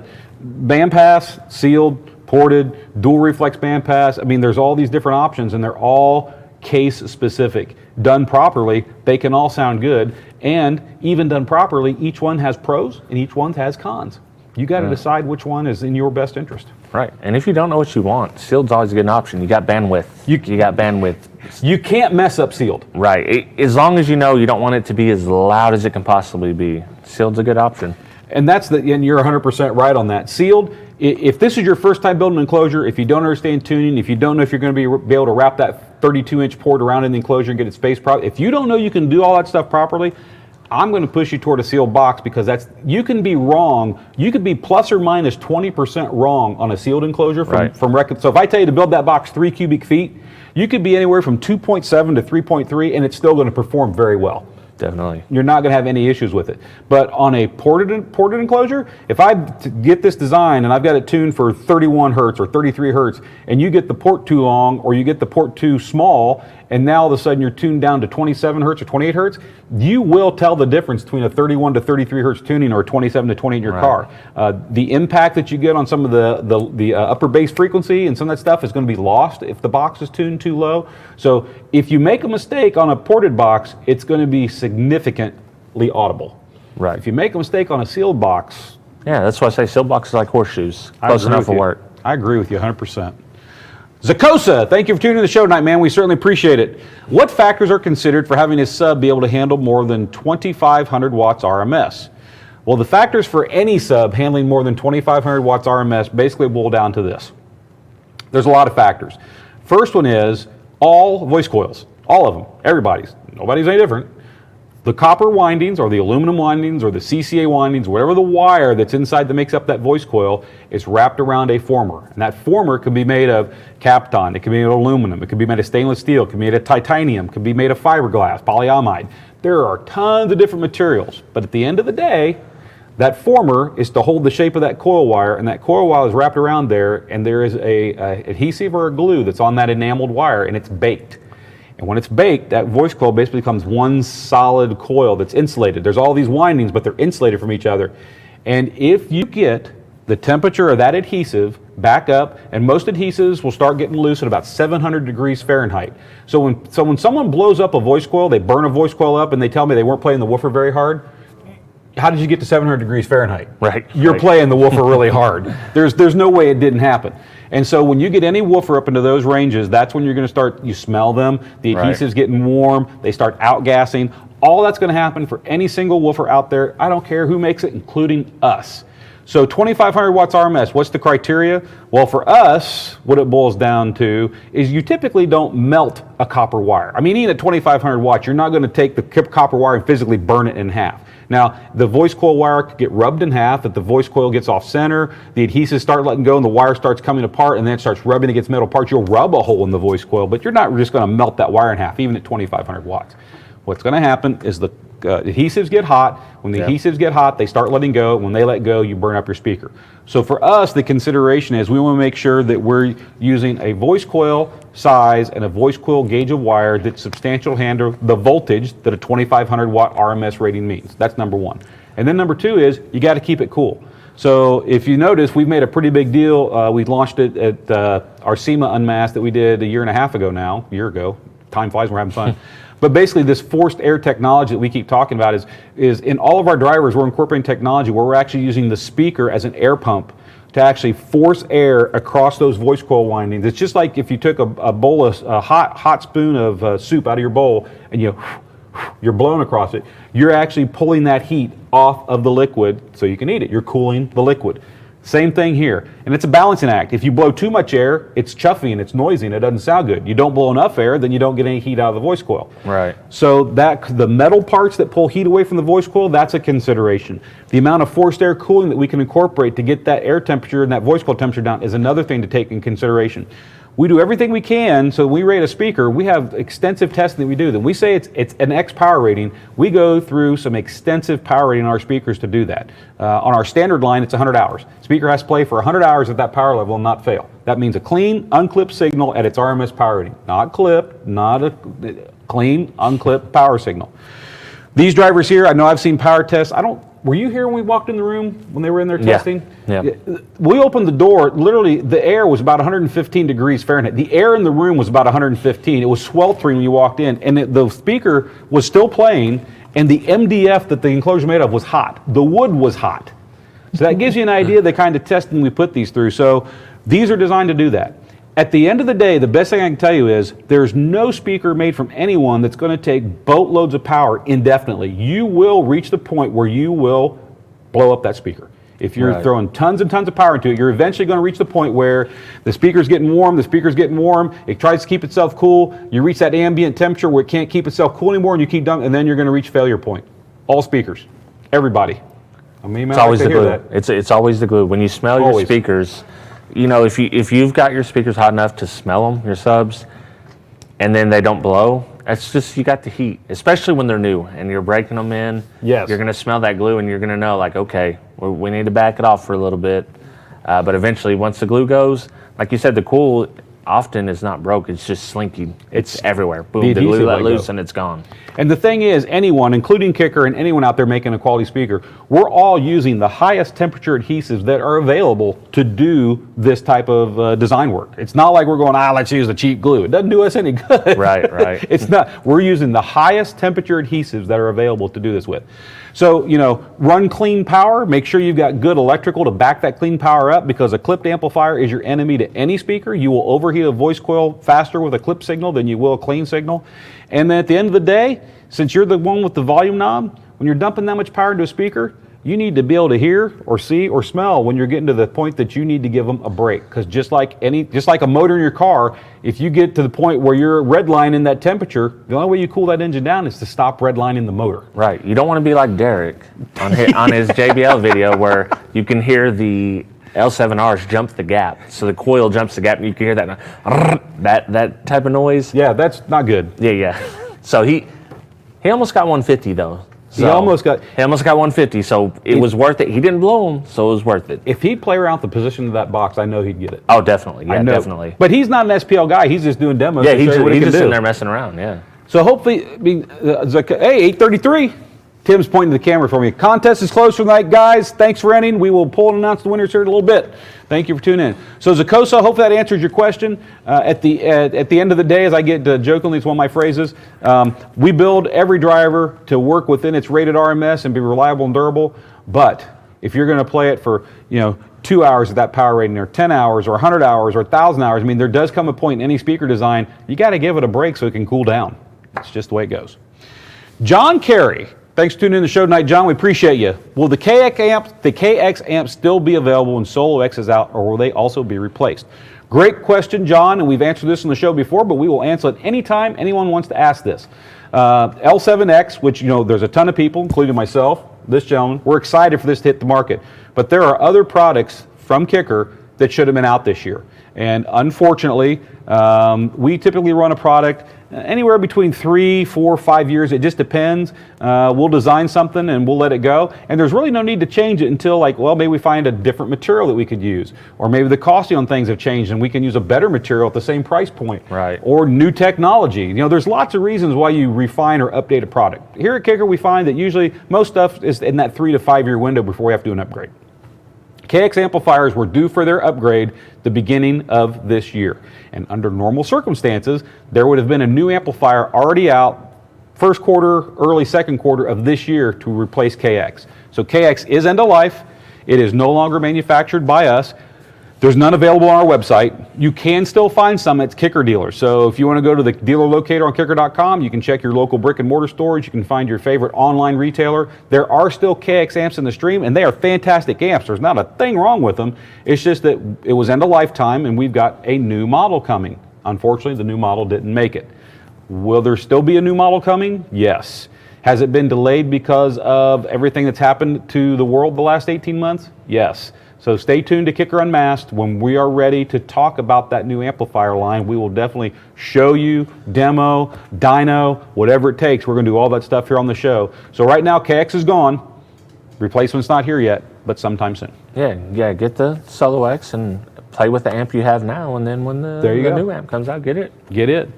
Mothra B17, thanks for tuning in, Mothra. I see you here a lot.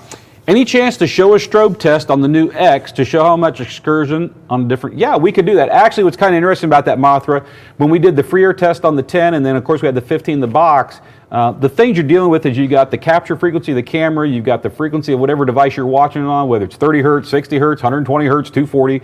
So sometimes you don't get that full fluid motion on there. I know I'm not going to ask him to pull it up because I know it's buried back there, but we actually have a slow motion video that one of our videographers, Jesse, shot for me of an L7X, I think it was 12 that we had in test in the lab, and it's some beautiful footage showing that thing, and you can see exactly what it's doing. But strobe light, we actually discussed that after the last show, and so yeah, I think sometime here in the future on Unmasked, we'll probably get a strobe in here and play around with it, and we'll be able to show some of that live right on camera. Great idea. Thanks for adding that to the feed. Josh Holden. Hey Josh, why in new Solo X have smaller coil and less power handling? Well, Josh, we've addressed this on previous shows, and the thing to keep in mind is when the original Solo X came out, it was an 18-inch driver. It had this magical 10,000 watt power rating on it, and this is what I'm going to tell you. The way to test for a speaker today is significantly better than the ways to test for a speaker, which when that launched would have been back in 2003, I think. It's radically different. And if you look at the catalogs from the original Solo X, you'll notice that a couple years down the highway, that Solo X18 wasn't called a 10,000 watt subwoofer anymore. It was called a 5,000 watt peak subwoofer, and I think it was 2,500 watts RMS on that driver. It's because better tools to measure power handling come along. I say this, and I'm not afraid to say this jokingly, but back in the day, like getting to the Wayback Machine and go back to the original gold letter Kicker drivers, right? The power rating on those drivers was determined by this. What do you think? Yeah. I don't know. Smells like a 300 watt driver to me. What about you? Yeah, I think it smells like a 300 watt driver. Truth of the matter is, Steve and all the guys here are working on it. They simply knew that a voice coil of a certain gauge of wire and a certain diameter around with the motor that was there was going to be capable of handling a certain amount of power for so long. And they knew that, and they come up with those ratings. The original Solo X, we had the Warhorse amp, which was a 10,000 watt amplifier. That amplifier and the original Solo X18 were designed for burp SPL applications, not street beat demo music stuff. Yeah. If you took a Solo X18 back in the day, yeah, you could throw 10,000 watts into it for burp SPL. We had guys that were doing that kind of crazy stuff. I'm trying to think of his name. When it hits me, I'll tell you. We had one guy in a Ford, was it Aerostar. I mean, he was like 177, 178. I mean, back in the day, he was Hughes. Thank you. Yeah, it was Hughes, Michael Hughes. And, we had lots of guys doing stuff like that, but it was for burp. Will an old Solo X18 take 10,000 watts of playing any music out today for hours on end? No, you're going to burn the voice coil up. So understand that the ability to test which has changed a lot for us. I mean, we now have 3 clipples in-house, and a clipple allows us to take a woofer and put it under a whole bunch of different testing parameters. We can look at impedance rise, we can look at temperature, we can look at so many things that power rating today is actually more honest than power rating from us 10 years ago or 20 years ago or 30 years ago. It's just we have better tools today than we had way back then. So this is what I'll say. If all you're going to focus on is the power rating, you're missing the point. I've told people, I've shown people, and here's the deal. If you take, now I can't compare exact because we don't have an 18. Back in the original Solo X, we did a 10, a 12, and an 18. Today we're doing a 10, a 12, and a 15. But if we take a 10 and we take a 12, because there's 2 we can actually compare side by side, the new L7X10 and the new L7X12, from a performance standpoint, power handling standpoint, moving a lot of air at lower frequency standpoint, these drivers completely blow away the old Solo X. And it's not that I don't have respect for the old Solo X, it's a fantastic driver. There are still people today that covet those ferrite motors, take them and knock them off and build their own Frankenwoofer, make a round whatever. Yeah. Great motor. What I will say is if you think the old Solo X was that and a bag of chips, understand the engineer who designed that original Solo X, he's the guy who designed the new L7X. So I know he knows what he's doing. Yeah, he's going to make it better. And you know, the tools are better. Because a lot of amps were saying that they done 1,600 watts at 1 ohm when they actually only done like 600 watts. There you go. And this is not a cheap brand. This is a name brand. And Derek knows who I'm talking about. He could put it in the comments. I was very, very disappointed that day. There are, and that's the other thing. I'm talking about just from the speaker standpoint and the testing that we have available. We've gone away from the what do you think to the okay, here's what the test gear tells us. Look at amplifiers that it was rated X, but it was really a half of X or a fourth of X. So everything in testing has gotten better today, and a company that cares about those things is willing to go down and have better scientific measurements so that we can give you more honest power ratings. Hopefully that answers that question. Yeah, it was rated 1,600 watts at 36% distortion. And then Jam210 says, there you go, drop the mic. There you go. Boom, we're out. Thanks, Jam. That's awesome. Does Kicker offer a prefab box for a 2021 Chevy Silverado 1500 for a 10-inch L7? No, we do not. Anything like that, we do some enclosures. What we have found is for us, enclosures that are vehicle specific just don't tend to be big sellers for us. We design one up. We've done it in the past. We've done it with our, I'll think of it here in a second. Help me out. Vehicle specific, so VSS. They're not big sellers. So there are companies who are much more specialized in making boxers things. A shout out to the guys down at, who's the enclosure company there? You're getting one? MTI, thank you. Timmy just showed me a picture of them that we've got coming from MTI for our truck. God, it's a gorgeous enclosure. There are guys that really specialize in that. Single driver, dual driver, 3 driver, 4 driver, lots of that stuff going on. What we tend to focus on, because it makes more sense for us, is we do raw drivers. And then we rely on installers or hobbyist consumers like you. You're going to build whatever fits in whatever vehicle you're doing. You're going to, whether it's an MDF box or a birch plywood box or a fiberglass box, you're going to figure out whatever you want and that's going to go in there. Like I said, whether you do it yourself or have a custom installer do it for you. What we tend to focus on with enclosures is we want to make an enclosure that if we build this enclosure, it doesn't custom fit anything, but it will work in just about everything. Right. And so if you take a look at our CWRT boxes, which are the behind the seat slanted boxes with the CompRT woofers with passive radiators, those will fit behind the seat of any truck. They'll fit in a trunk. They'll go just about anywhere. I've had people put those underneath the back of a crew cab in a pickup truck. Although if I was doing under the seat in a crew cab and you're going to use a prefob, I would use the downfire. Right. It's a much better solution. So, we don't make a preloaded enclosure that's really vehicle specific. We try to make preloaded enclosures that the mass people can get, they can incorporate, and they can use in that. And if you want something specific or beyond that, that's why we rely on the many people out there. I mean, there's MTI, there's Bobby Gately, there's MBE Enclosure. There are a ton of people out there that make custom enclosures to fit, and those guys can do a fantastic job with that. Or if you want to get your hands dirty, no better time to learn than the present. Yeah, I think people confuse Kicker with a smaller boutique company. Kicker is literally one of the biggest car audio companies in the world.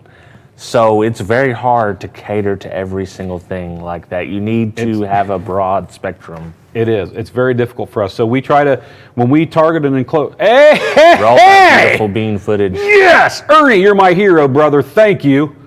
This is I'm trying to remember, this is an L710, I think. This is a 10 or 12. Do you know, Ernie?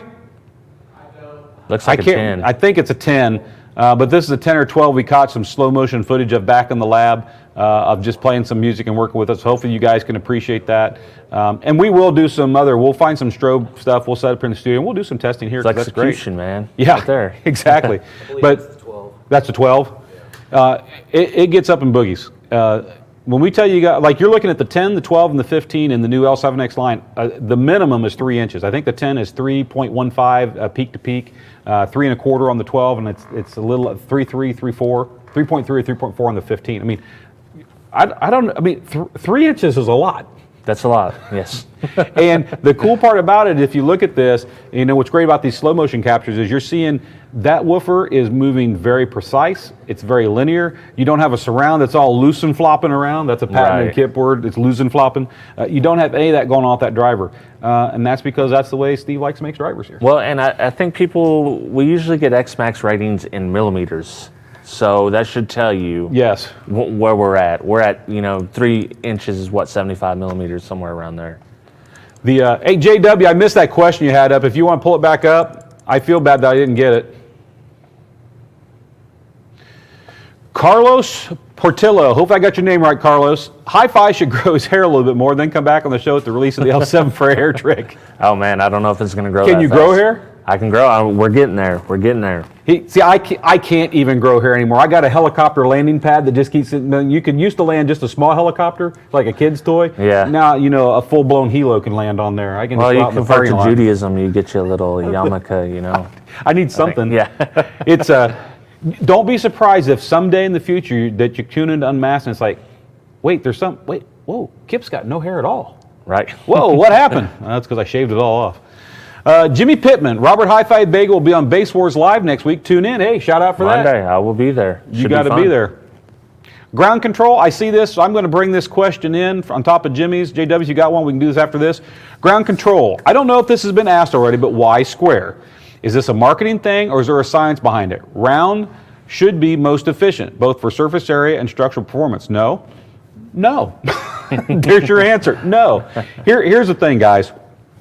And I love this when we get approached on this, and trust me, I've answered this question out in the field more times than I can count, is, sound is round. Sound is round. It is? Really? It rhymes. It has to be true. It has to be true. Sound is round. Square subs can't sound good. Sound is round. Here's what I would ask any of you to either reach into your memory banks, or if you're out on doing this weekend something bored, try this. If you take a brick, a rectangular brick, and you were to give it a nice little underhand chuck into a body of water, a pond or a lake, do the waves that emanate from where the brick hits the water, are they rectangular? I guess it depends on what camera you use. They're round. What you have to understand is when it comes to speakers, any speaker, you're not listening to the cone. Now, I say that in jest. Yes, mid-range drivers, you don't want the cone to ring. There's certain things. What I say you're not listening to the cone is, it doesn't matter what shape that cone is. That shape of that cone doesn't dictate that it's simply pressurizing and rarefying air. That's all it's doing. Right. Energy. It could be a cyclone. There has been a cyclone subwoofer. Absolutely. So when it comes down to, if you get into the raw, if you want to just talk about raw things, and all I want to do is I'm looking to get maximum bass performance. I want to move the most air. That's all I'm worried about, which basically tells me, another way, what you're saying is, I want to get the most energy into the air that I can. If you take, and this is the way, so if you take a 10-inch round speaker versus a 12-inch, or a 10-inch round versus a 10-inch square, so 10 for 10, same size, and you lay them on top of each other, the least way we do it, they're the same. 10-inch round is the same outer frame diameter here on the flats as the round is. But then you got this square part here. And that square part, depending on whether you're looking at an 8, a 10, a 12, a 15, or an 18, is somewhere between 20 and 23% more cone area. So if I take a round 10, any round 10, and I compare it to a square 10 that's also measured across that, and I put them face to face, you're going to see more cone is on the square driver. When it comes to pressurizing and rarefying air at any frequency, especially low frequency, lots of low frequency, comes down to two things, guys. How big is the surface area that's moving, and how far does it move? That's how you're pressurizing and rarefying air. Now, the cool part about the L7 is For years, people have been building square or rectangular boxes and putting round speakers in them. And what Steve Irby came up with the original L7, he was like, how can I give my customers more output in the same box that they already have? And that's where the L7 square subwoofer was born, is you could simply take a box that had 2 square 12-inch kickers in it, cut it out to a square hole, drop in an L7, and now you're going to get more bass output in that car because it's similar X-Max to the round driver, but it's 23% larger. And if it's 23% larger and it's got the same X-Max as the round driver, you're going to move 23% more air. It's just that simple. I hate to boil it down to such a simple thing, but that's really what it is bore and stroke. So there is total science to this. The reason we ended up on square is because of any geometric shape you can make. If you take this as your maximum measurement, there's no other shape out there that trumps square. It gives you the most radiating surface area for a given measurement from its outer dimensions. If I was to turn this into a hexagon or a pentagon or a triangle, and I only mention those because those have been triangles, done. Yes, they've had triangles. They have done those, and those speakers are strictly a marketing gimmick, because if you take any of those shapes, take the maximum dimension side to side and turn it into a square trumps it. Right. So there is science to this. There's a reason we chose square. Now, is there some marketing to this as well? Oh yeah. There is a lot of marketing to say you got a square subwoofer, but the cool part is there's marketing to this and there's science to back it up. And if you got both, then that makes this not just some pie in the sky thing. It's something cool. It's something we promote. We have patents on what we do on our drivers so that we're the only ones that are allowed to do it the way we do it. And yes, if you look at a size for size, an 8-inch square is always going to trump an 8-inch round. A 10-inch square is going to trump a 10-inch round. You're going to get more surface area. So hopefully that answers your question, Ground Control. Yes, there's some marketing here, but there's also pure science behind this, and hopefully that answers your question. Did I tell my L7 story on UnMasked yet? No, tell it. So the original L7 came out in '99, right? Or was it 2000? The original L7 would have been with the gray cone. 2000, if I remember right. So I got it the very first year it came out. I had never seen a slot ported enclosure, or I've never built a slot ported enclosure. And I'm not going to say who the salesman is because he gave me some bad information. He told me that, no, you can use this sub, but you can't use a round port because this is a square wave, so you need a square port to make it sound right.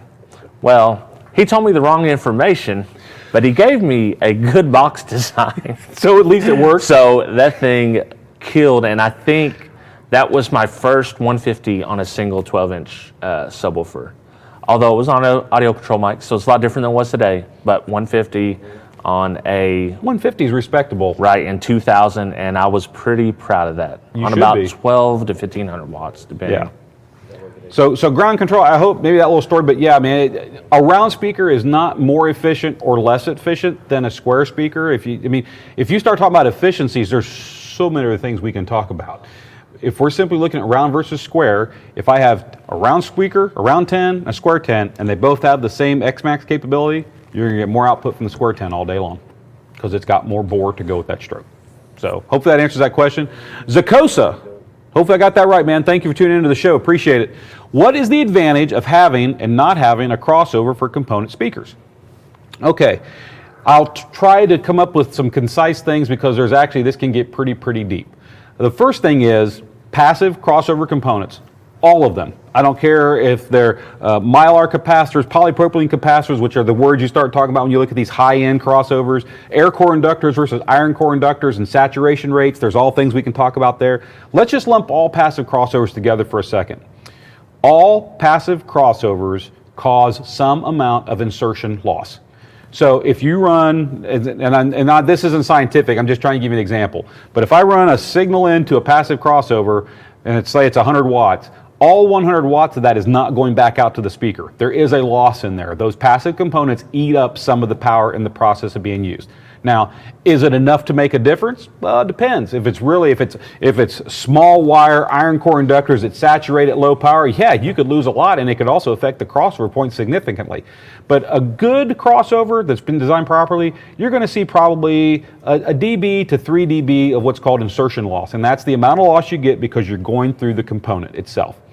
The other thing that can happen with a passive crossover, and it's why a lot of your higher-end crossovers use what's called a Zobel, is as the speaker is playing, you guys all know this, you know what, you guys call it box rise, which we just call it impedance rise because all speakers experience it, is if you have a tweeter here and it's hanging on a passive crossover network, that tweeter's not always 4 ohms.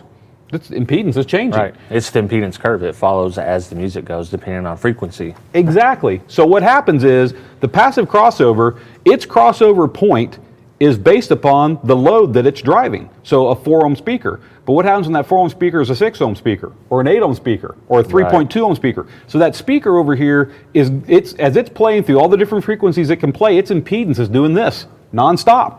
And as its impedance is doing this, what's happening to the crossover point? It's shifting up and down. It's constantly moving up and down. So those are two things that you're going to, and the reason we use Zobels or Zobel circuits in a passive crossover is the Zobel is designed to flatten out that impedance rise that you see from the and it's all typically done on tweeters. That's usually where you're going to find them. I'm not saying you can't do it on mid-ranges, but the most common place to do it is in tweeters because we're most sensitive at 2.5 to 3K as humans, and that fluctuation on a tweeter is really noticeable. Right. So the Zobel is another passive component that goes into a passive crossover to help flatten out or even out, smooth out that impedance curve so you get more consistent power to the tweeter and you get a more consistent crossover point. So if you take the passive crossovers completely out of the equation and you do the exact same crossover points, but you do it in a bi-amp or a tri-amp or however many amp situation you do, so you got 1 amp running your tweeters, 1 amp running your mid-range, 1 amp running your mid-bass, another amp running your subwoofers, the insertion loss is gone. The only insertion loss you have is the gauge of your speaker wire. Run the right size wire and you don't have to worry about any loss. The other thing you don't have to worry about is shifting crossover points. That crossover point that you set electronically, whether it's in the amplifier, in an external crossover, electronic crossover in your head unit, is fixed and doesn't fluctuate. I will tell everyone at the end of the day, any manufacturer, in order for you to use a set of components, you have to have a crossover. You can't run the tweeter full range, you don't want to run the mid full range, you got to split those frequencies out.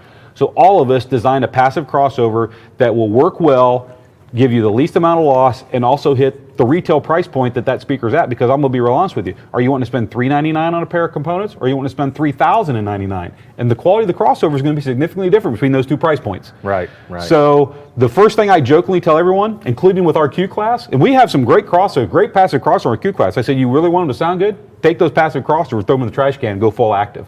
Going full active on any setup gives you more control, you remove all insertion loss, and you don't have to worry about fluctuating crossover points based upon the fluctuating impedance curve of your driver, especially your tweeters.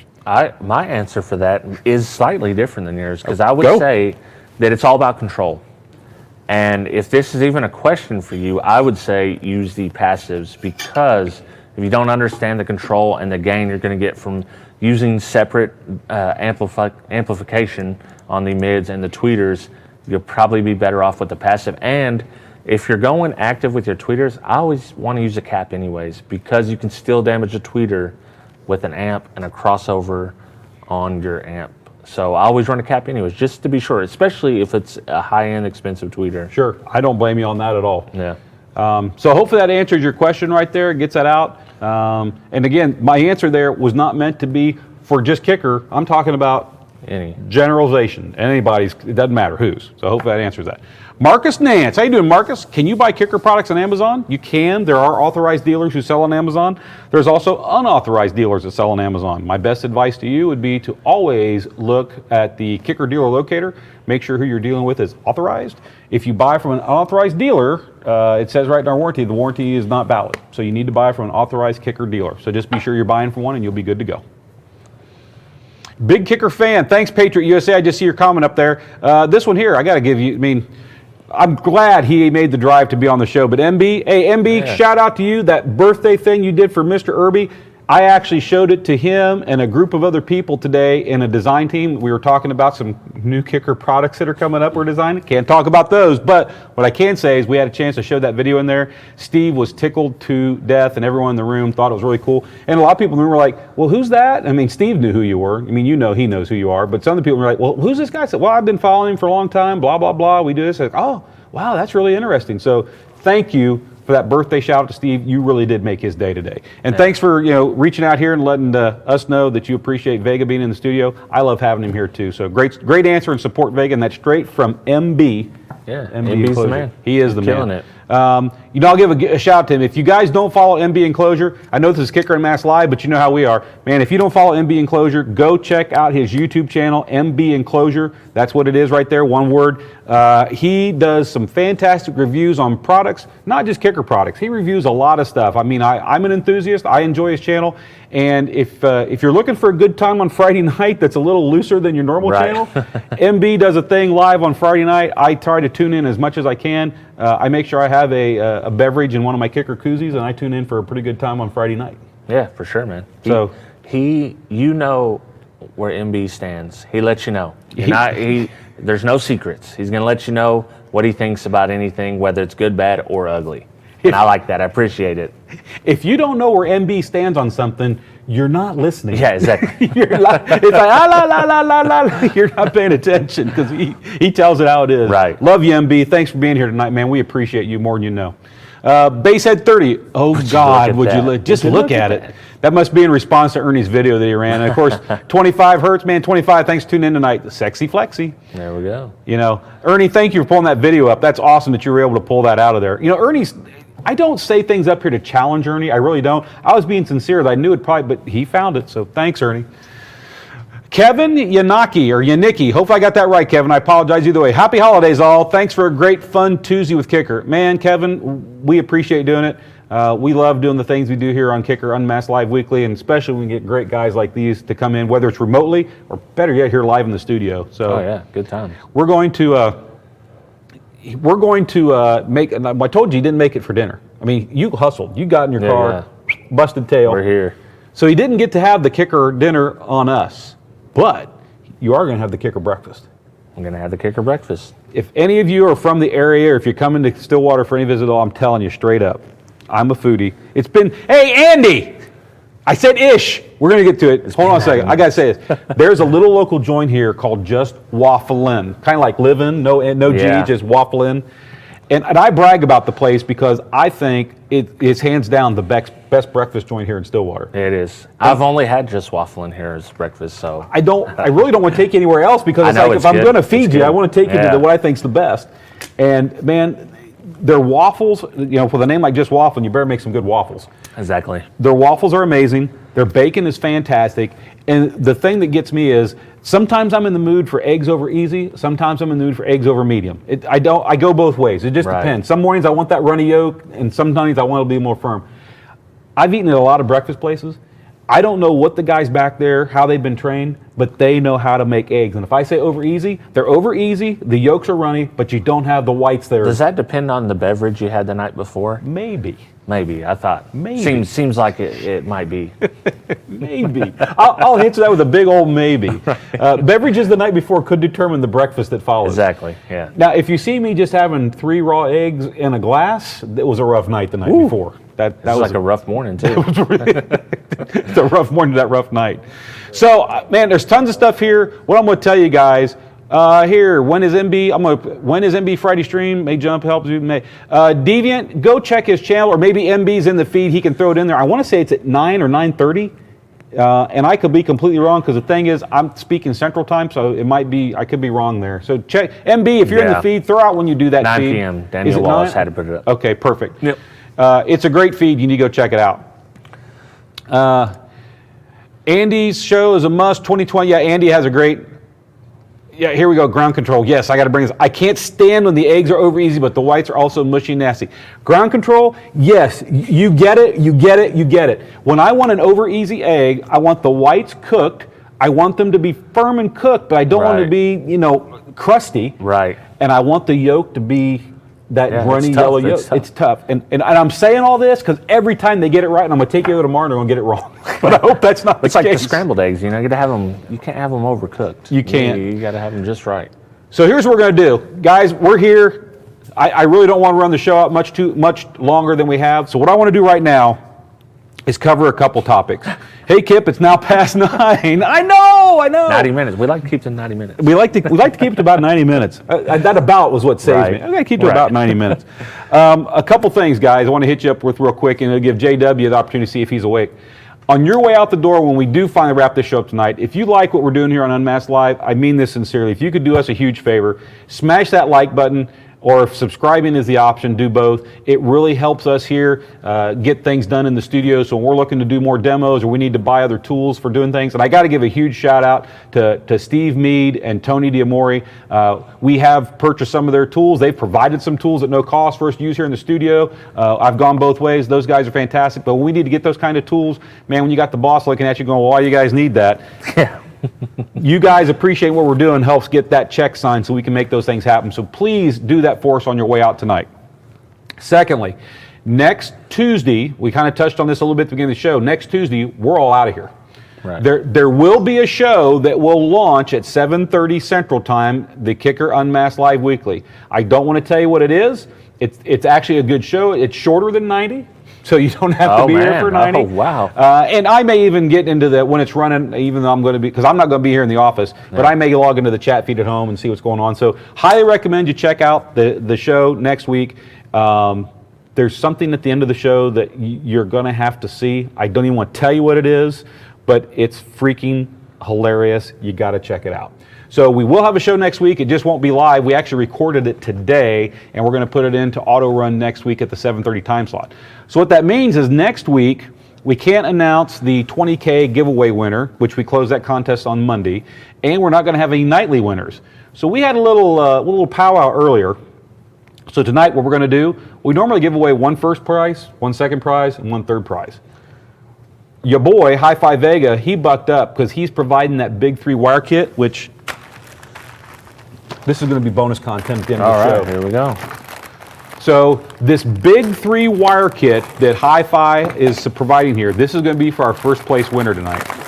Here's what we're going to do, because there's not going to be a live show next week and we can't be here to draw winners, we're going to give away 2 third place prizes tonight, 2 second place prizes tonight, and 2 grand prizes tonight. And I hated to do this, and I asked him, he said he wanted to, so he's bucking up and he's providing. I was going to do something different for one of the first place prizes, but he said, no, I want to do a wire kit. So tonight, 2 of you out there are going to get the Kicker Unmasked shirt. You're going to get those Kicker koozies along with the other goodies that Sandy throws in there, and you're going to get one, and this is the first I've seen it out of the bag. That is gorgeous. Yeah, man, she's pretty. You're getting one of these, your boy, HifiVega Big 3 upgrade kits. 2 of you. 2 of you. This week and next. And so I can't say thank you enough. I mean, this costs you money to get this stuff away, just like when we give stuff away. Yeah. And you're a small company. You're making a great product. And man, if I need to help you out on giving that away, that second kit, you know we're here to help you out. Oh, yeah, man. Come on. I'm here for the community. Okay. That's why I've always been. That's the truth. If there's anybody that is, this is definitely a guy who qualifies for that. I mean, I almost, it was like I was almost 60% of the way of knowing what it felt like to be HiFi and Dean when I did 3 shows in a row one week. I'll never be in their stature. I'll never be there. But I did 3 and I was done. Yeah. It takes a toll. I'm on so I've had a break. I do my 12 days of streaming. This is the 3rd year. I've had a few days break, but I was getting a little tired, but yesterday I got rested up. I only had to work 8 hours, didn't have to work 12, so I feel good, energized, ready for B-dubs. I'm waiting for Ernie to scream. I'm just looking to see if there's any questions. Nice looking. Yeah, here, Edud, I'm going to pop you up here. Yeah, nice looking wire kits, Rob. You did a job. Oh, and while I was up here, Oh. So I brought my original Unmasked t-shirt here. And, well, I guess it's a work shirt. And I was like, why not come up here and get these guys to sign it for me? So I've got the only Kicker Unmasked shirt that has all these signatures on it. Look at that. I mean, he was serious. I thought he was kind of joking when he said he was going to bring his shirt and he wanted to sign it, but he was honest. He wanted us all to sign it, so we did. I got it signed. This one, I'm wearing it tonight, but when we get home, it's going up on the wall. Because I got another one. I've got another one in yellow, so. That's awesome. MB, thank you for being in the feed tonight. Yeah, Vega, get at me about the kit to put on the channel. So MB's reaching out. He'd like for you to reach out to him and talk about your wire kits on his channel. Yeah. Let's do it, MB. Hey, if we can make connections here on Unmasked Live, that's what we're doing. Yeah. So MB, thank you for that, man. We certainly appreciate it. So we're only 8 after. I'm not close, but I'm close enough. Bill, do we have 6 lucky winners pulled? 7. Oh, 7 lucky winners. Oh, 7. So the special 7th prize, is that the one I talked about earlier? Yeah. Is that going to be the first one we announce or the last one? First. So the very first one. Okay, all right. Oh, this is. I love man. this. Are you ready? Drop okay. it. Drop it. Drop the drop, bass. drop the bass. So I'm gonna set this here so Timmy can get a close up from the camera. You can get a close up of the album art there. I'll just, if I got it right, Tim, let me know if I need to move it. So, you know, I did a shout. I mean, I am an old school guy. I mean, I've been in car audio since the early '80s, and I grew up on music like this. And when I found out that first off, I wish I'd known sooner because mine was 351. That tells you how long it was. But Techmaster PEB, his name's Patrick. He came out. He took Techmaster PEB bass computer, which if it's possible to wear a CD out, I still have my original Techmaster. I bought it. It was released I think in '91, and I bought it when it came out. And if it's possible to wear a CD out, this would be one of my almost wore out. I played this in so many demos in my own cars and in customers' cars and friends' cars. Man, I used the living daylights out of this disc. And when I found out he was coming out with a remastered version with extra tracks and everything, I was like, I gotta have it. And then it was if you got in early, it was hand autographed. So I've got 351 out of 500 at home autographed, and it's going to be going into a shadow box and going into my office at home because it's just reminiscing. It's fun. It's history. It's something about that. But when I did that shout out on the show, not that I knew, I mean, I've never met the gentleman, so I don't know either one of them, but a gentleman named Sean Korb reached out to me, and apparently he is a manager or something to do with Patrick for Techmaster. And he reached out and said, man, I just can't thank you enough for the shout out on the show. I was like, I didn't give you the shout out I mean, I'm just a bass head, and I like the disc, and I thought people out there should know about it. Yeah, no kidding. And so he said, man, well, I'm going to send you. So when he found out I was going to put the one in the shadow box, he sent me a copy so that I can rip it and use it in the car or whatever I want. So the shadow box one, I'm serious, the signed one, I'll never play it. It'll just go up into a shadow box. Yeah. I'll keep it there.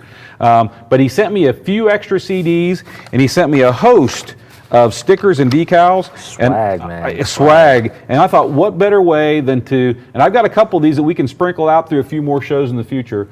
And so lucky winner number 7 tonight, who's Bill pulled, which is going to be our first winner, you're going to get a Kicker Unmasked shirt in your size. You're going to get a pair of koozies so you can keep your favorite beverage nice and cold. Sandy throws some other tchotchkes in there as well all the time. Hey, there's another word, tchotchkes.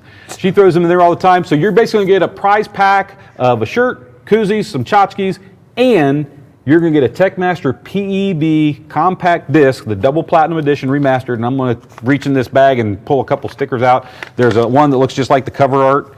I think that's pretty cool right there. We'll get you some of those. And then, of course, there's Danger ultra low bass may damage. Oh, yeah, it not may classic. damage speakers. Yeah. It will damage speakers. I mean, we all start somewhere, and I learned how to blow up speakers on some of the best stuff out there. Bassworks Music Group. We'll throw a couple. We got a whole host of stickers in this envelope, but we'll send you out a whole host of these stickers to go with it. So for all of our winners tonight, we're drawing 6 because we're not going to be here next week. This is a bonus tonight. And then stay tuned because the first show of the year, we'll all be back in the studio live on January 4th, and we will announce the winner for the 20K giveaway on that first Tuesday show in January, which is the 4th. So even though we're not going to be here next week, we're giving away the prizes tonight. Yeah, let's give them away. 6 of them. And Seven. And it's, it's fantastic. We got this gentleman here, and that the grand prize winners, we're getting the wire kits. So, Bill, if you don't mind, tell me who's winning the Techmaster PEB CD, the shirts, the koozies, and the stickers. Who's our winner? Let's see if I know him. Techmaster PEB winner is Clayton C. from Texas. Clayton, congratulations. Thank you for tuning into the show tonight. We will get this prize package on the way to you. Say this at the end, and I say at the beginning so we cover our bases. If you're a winner, Bill, will be reaching out to you tomorrow with an email. All winners, you have 7 days to reply to that email. If you do not reply, you forfeit your prize and we're forced to draw another winner. This hasn't happened very often, but it's part of the terms and conditions and rules that we have, so we need you to reply to that email to get your prize. When you get that email from Bill, just send us back your shipping address. It cannot be a P.O. box, so no P.O. boxes, please. We can't ship to them. Number 2, we need your phone number. And this is probably the only serious part of the show, is it's not going to be used for marketing purpose or leave this building, but it doesn't matter how we ship your package to you. UPS, USPS, FedEx, DHL, or Carrier Pigeon. we have to have a phone number to put in there in case at the hub they can't find you and they need to contact you to come to the hub to get it or arrange to deliver it to another address. So we need your phone number, and last but not least, confirm your shirt size in the email to Bill, and then we will get this prize package on its way to you. If you're a winner here in the U.S., you're going to see it in 4 to 7 days, unless they lose it in the mail, which happens, and if it does, just let us know. I mean, we had one guy that he didn't get his prize package, and he was a little angry, and we're like, well, we don't know that you didn't get it. We shipped it, so just give us a flag, and we'll take care of it. We'll check the tracking, we'll make sure it didn't arrive, and we'll send it. I mean, it turns out you guys ship a few packages out of here. We ship 1 in 4 a day. Move that decimal point a few places to the right. So fantastic. Clayton C. from Texas, you're the winner. This is courtesy of our good friend Sean and Patrick over at Techmaster PEB. I can't recommend, if you guys are looking for a compact disc with some great music on it for testing and demoing systems, you got to go check this out. And I am chomping at the bit. I am hoping that Patrick and Sean will decide to do another special edition disc. As far as I know, it came from outer base, was only ever released on cassette. Oh, wow. So I would love to see them remaster It Came From Outer Base and release it on compact disc. Yeah, I mean, I'll just play it on Spotify because I know I'm the one nut job on planet Earth, and there's a few others over there that are grazing buying compact disc, but we still do it. So that brings us to, so Bill, what order are we going in tonight? Is it going to be 3-3-2-2-1-1? Yeah, 3-3-2-2-1-1. Perfect. So this, got it. So this is third place tonight. The next two winners are our third place drawing. You're going to get the EB200 earbuds. You're going to get a pair of those Kicker koozies and a Kicker Unmasked Live event shirt in your size. As you can see, it's over my shoulder back there between me and the marine display. Winner number 3 is Gilmore C. Ooh, that rhymed. Winner number 3, Gilmore C from North Carolina. Gilmore, thank you for tuning in. You're winner number 3. Look for that email from Bill tomorrow and get your prize package. Bill, who's also winner number 3? Dean M. from California. Dean, thank you for tuning in to the show tonight. You are our second winner. So I would say you're the winner for next week. Yeah. We're not going to cover the coast. We're covering the coast. East to west. Man, Right boom, there, boom. Number 3 to 3. So that's our bonus winner number 3, and that's because we're not going to be here next week with a live show, but we will have a show that's going to play during the time frame. So let's go to winner number 2, Bill. Our first winner in second place tonight, Tom C. from Arkansas. Did you put him in the running? I don't know. I think I might know a Tom C., but I don't know if it's that Tom C. Arkansas is, the greatest state in the union, so. Of course, you're there. Of course. Tom C., you're winner number 2 tonight, or our first second place winner. You're going to get the Tabor 2 Bluetooth headphones. You're going to get that Kicker Unmasked shirt and a pair of koozies to keep your favorite beverage nice and chilly, whatever you're watching the show or doing something else. Congratulations. Bill, who's our bonus winner number 2 for next week?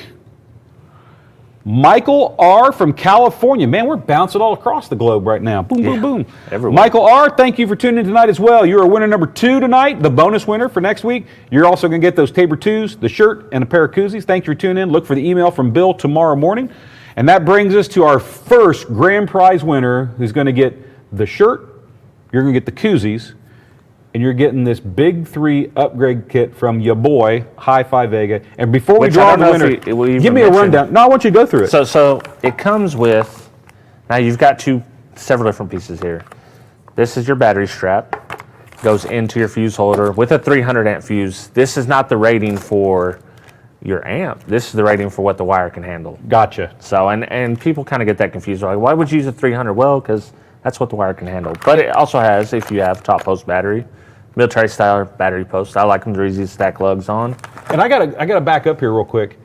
The lugs are gorgeous, the heat shrink and everything else is, but you're using ferrules. Yeah. So I mean, this is legit. I mean, you're doing this the right way. Yeah, you got to use the ferrules. Got it set up, and I even threw. Well, let's see if we get it out here. I even threw a little keychain that I'm making in there. Ooh. So, check that out. Nice little keychain cut up with the shrink. And then you get your ground strap and one of the new HifiVega stickers. So, fuse for short, not for current. More than likely, that would be a yes. That's right, what Living Loud and Andy saying. Yeah, this is in case your car catches on fire, not to protect the alternator or anything like that. It's So this kit that we're giving away in conjunction, with our first place prize is directly courtesy of your boy HifiVega right here. I was shocked, honored, and blessed, and everything. Thank you for wanting to do this on the show. And I brought a marker, so should we initial the back of the shrink? Yeah, we should. All right, I'll go grab it. Yeah, we're going to while you announce the winners. We'll initial the back of the shrink for the winner of this. So that brings us to winner number 1, our first winner of the night, who's getting this awesome prize package. Who is it, Bill? Tonight's finalish winner. Final-ish is from Michigan. I caught that because I was laughing too much. Winner is Daniel W. from Michigan. Congratulations, Daniel. Thank you for being tuned into the show and enjoying some time with us here tonight. You won the HifiVega kit along with the shirt and koozies. Look for the email from Bill tomorrow. And then that brings us to our bonus final-ish winner for the night. And this is because, and man, courtesy your boy here, he bucked up and said, yep, I want to do it too. So we're actually doing another wire kit that'll go out to this winner as well. So our final winner of the night, Bill, who is it? Sherry, hope I got that right, K from South Carolina. Congratulations, Sherry, hope I get that right. I apologize if I don't, from South Carolina. That is all of our lucky winners tonight, all 7 of you. Want to say congratulations. Again, quick instructions when you get the email from Bill tomorrow, please reply. You have 7 days. Give us your shipping address, no P.O. box, phone number, and your shirt size so we can make sure that fits the way we need it to. As I jokingly say, but I'm also serious, is if you need to wear an extra large, don't get stuck with a schmedium, because I know that's not the way you want to go. So with that said, do what? When you mentioned to them to expect a delay because of the holidays. Yes, thank you. JW wanted me to mention to you, there could be a delay on getting your shipment due to holidays. Understand that during this time of year, getting packages out in time, even once they're in the system, there can be a delay getting them to you. What I would say is if you do not see anything from us I would give us 14 days, especially for the holidays. If you do not see anything from us within 14 to 20 days because of holiday, please reach out to the same email that you'll get from Bill and say, hey, my package hasn't arrived, and then that'll flag us to go follow back through the system and see, did it get lost? Do we need to resend it? Whatever like that. But we will make sure you get your prize. We're very good on this. I've only had what I know of as one guy who didn't get his package and we had to replace it, but it happens. Well, I ordered you guys Christmas gifts a month ago, and it was supposed to be here tonight, but it didn't make it. It's still not here. It's still not here. So it happens. Well, I mean, I'm going to say because it doesn't matter. I mean, everyone shops at Amazon. No, I shop at Amazon, and so I ordered something from Amazon 3 weeks ago. Yeah. And it was one of those things where, you're used to that 2 or 3 days that I'd forgot about it. Oh, yeah, and then it shows up? Well, no, I'm about 2 weeks in, and all of a sudden I'm like, hey, I ordered this, and it's never showed up. So I go to my Amazon account, and I'm looking down through there, and and this is what was in my Amazon account. Your package may be lost or delayed. Nice. That's always the best. Click here to cancel order and request a refund, which means I might have to order it again. So, okay, so I click the button to cancel the order and get a refund. And then what I get is another screen that something says, when your order arrives, return it to us for your refund. And I'm like, if the order is lost, how am I supposed to return it for a refund? I mean, that's why I'm here. It's not here. So I'm going to have to get a hold of customer service and figure out what that's going on. Anyhow, those are the kind of things that can happen that's completely out of your control. So yeah, like JW said, which thanks for saying that, JW. Because it's the holidays and everything that's going on, give us a little grace on this. It could be 14 to 20 days before you see your shipment arrive from us. But if you don't see it in that reasonable time frame, please reach back to that same email you'll get from Bill tomorrow, and we will absolutely make sure we track that down and get you taken care of. So thank you for doing that. And I'm going to sign this. Sign it. And then I'm going to have you sign the other sheet. All right, let's do it. Let's sign that. Do it live so here. I'm looking at the clock. Yeah, we ran 90 minutes ish. It happens. Ish. What we got here? What do you want to? Here you go. Just put it on that side. I got the other side covered. Yeah. Okay. I'm gonna give him I'm gonna give you the 3 initials. There boom, you boom, go. boom. Hand autographed. Any other way? So with that said, I want to thank everyone for tuning in. Again, this will be the last live show of 2021. We will have a show next week. It will run at the 7:30 time slot. It's a good show. We recorded it here live in the studio. If you enjoy watching Kicker UnMasked live, I think it's a great behind-the-scenes chat and look at things. And again, there's something that's tagged on the end of that video that you got to to watch. You just have to. So there will be a show next week. We won't be here for it in person, but it'll be that pre-roll. We're taking the holiday off so we can spend Christmas and New Year's with family and friends. As everyone out there, I encourage you to do the same thing. And then all of us will be back in the studio live on the first Tuesday in January. So. Well, and I have a little secret. Ooh. If you didn't win one of these big 3 kits tonight and you want a chance to win one tomorrow and you want to see some more content from Kicker, I'm going to be live streaming from this studio right here. Are you really? Yeah. I'm going to do a live stream. And then the way you'll win is you'll comment on that video. You don't have to watch it live. Comment on it later. And I will give you the instructions on how to win. But what time? Anytime. I don't know what time we get done. This is 12 days of streaming, no structure. Oh. We'll do a quick, short one. I want to show you guys the studio here, if you don't mind. I know everyone else is going to be out, but you'll be here, right? We're going to breakfast. Yeah, we're going to breakfast. We're going to lunch. Yeah. All right. Because have I taken you to Mariachi's yet, the Mexican joint? No, I've only had Palominos. So we're going to Tate. Not that it matters to you guys, but I know going to Just Waffle for breakfast. And then we're hitting a little new Mexican joint that's in between, actually, Kicker and where I live, called Mariachi's.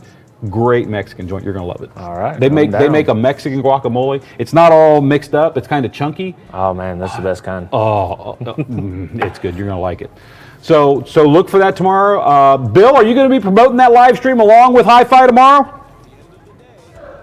Bill's going to promote it tomorrow. So this live stream tomorrow, we don't know what time it'll be. It's probably afternoon. Yeah, afternoon sometime. So sometime after lunch. Yeah. We're going to do some kind of a live stream right here in the studio. Stay tuned to your social media. Look for that either coming from Kicker or HifiVega's social media. Either one, both. We're going to announce that. We'll do a live stream from. Yeah, we'll do whatever you want here. Yeah. Do it behind the scenes. Yeah, I'm ready. And we'll give away another kit. Okay. Chicken and waffle. Yeah, hey, you know what? 25 Hertz, they have chicken and waffle theirs, and it is fantastic. It really is. If you're ever in the Stillwater area, man, I can't encourage you enough to go visit Just Waffle. And it's a great restaurant here in town.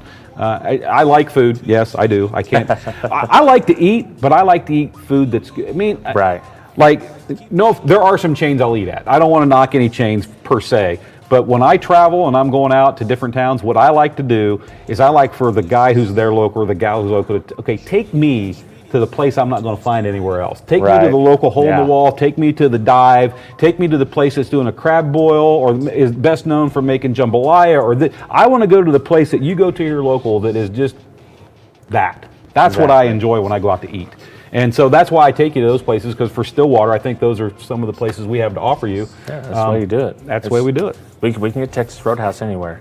Exactly. Not that it's not good. It's good. It's good. It's definitely good. But I want to take you somewhere you can't get. Yeah. So that's the thing with that.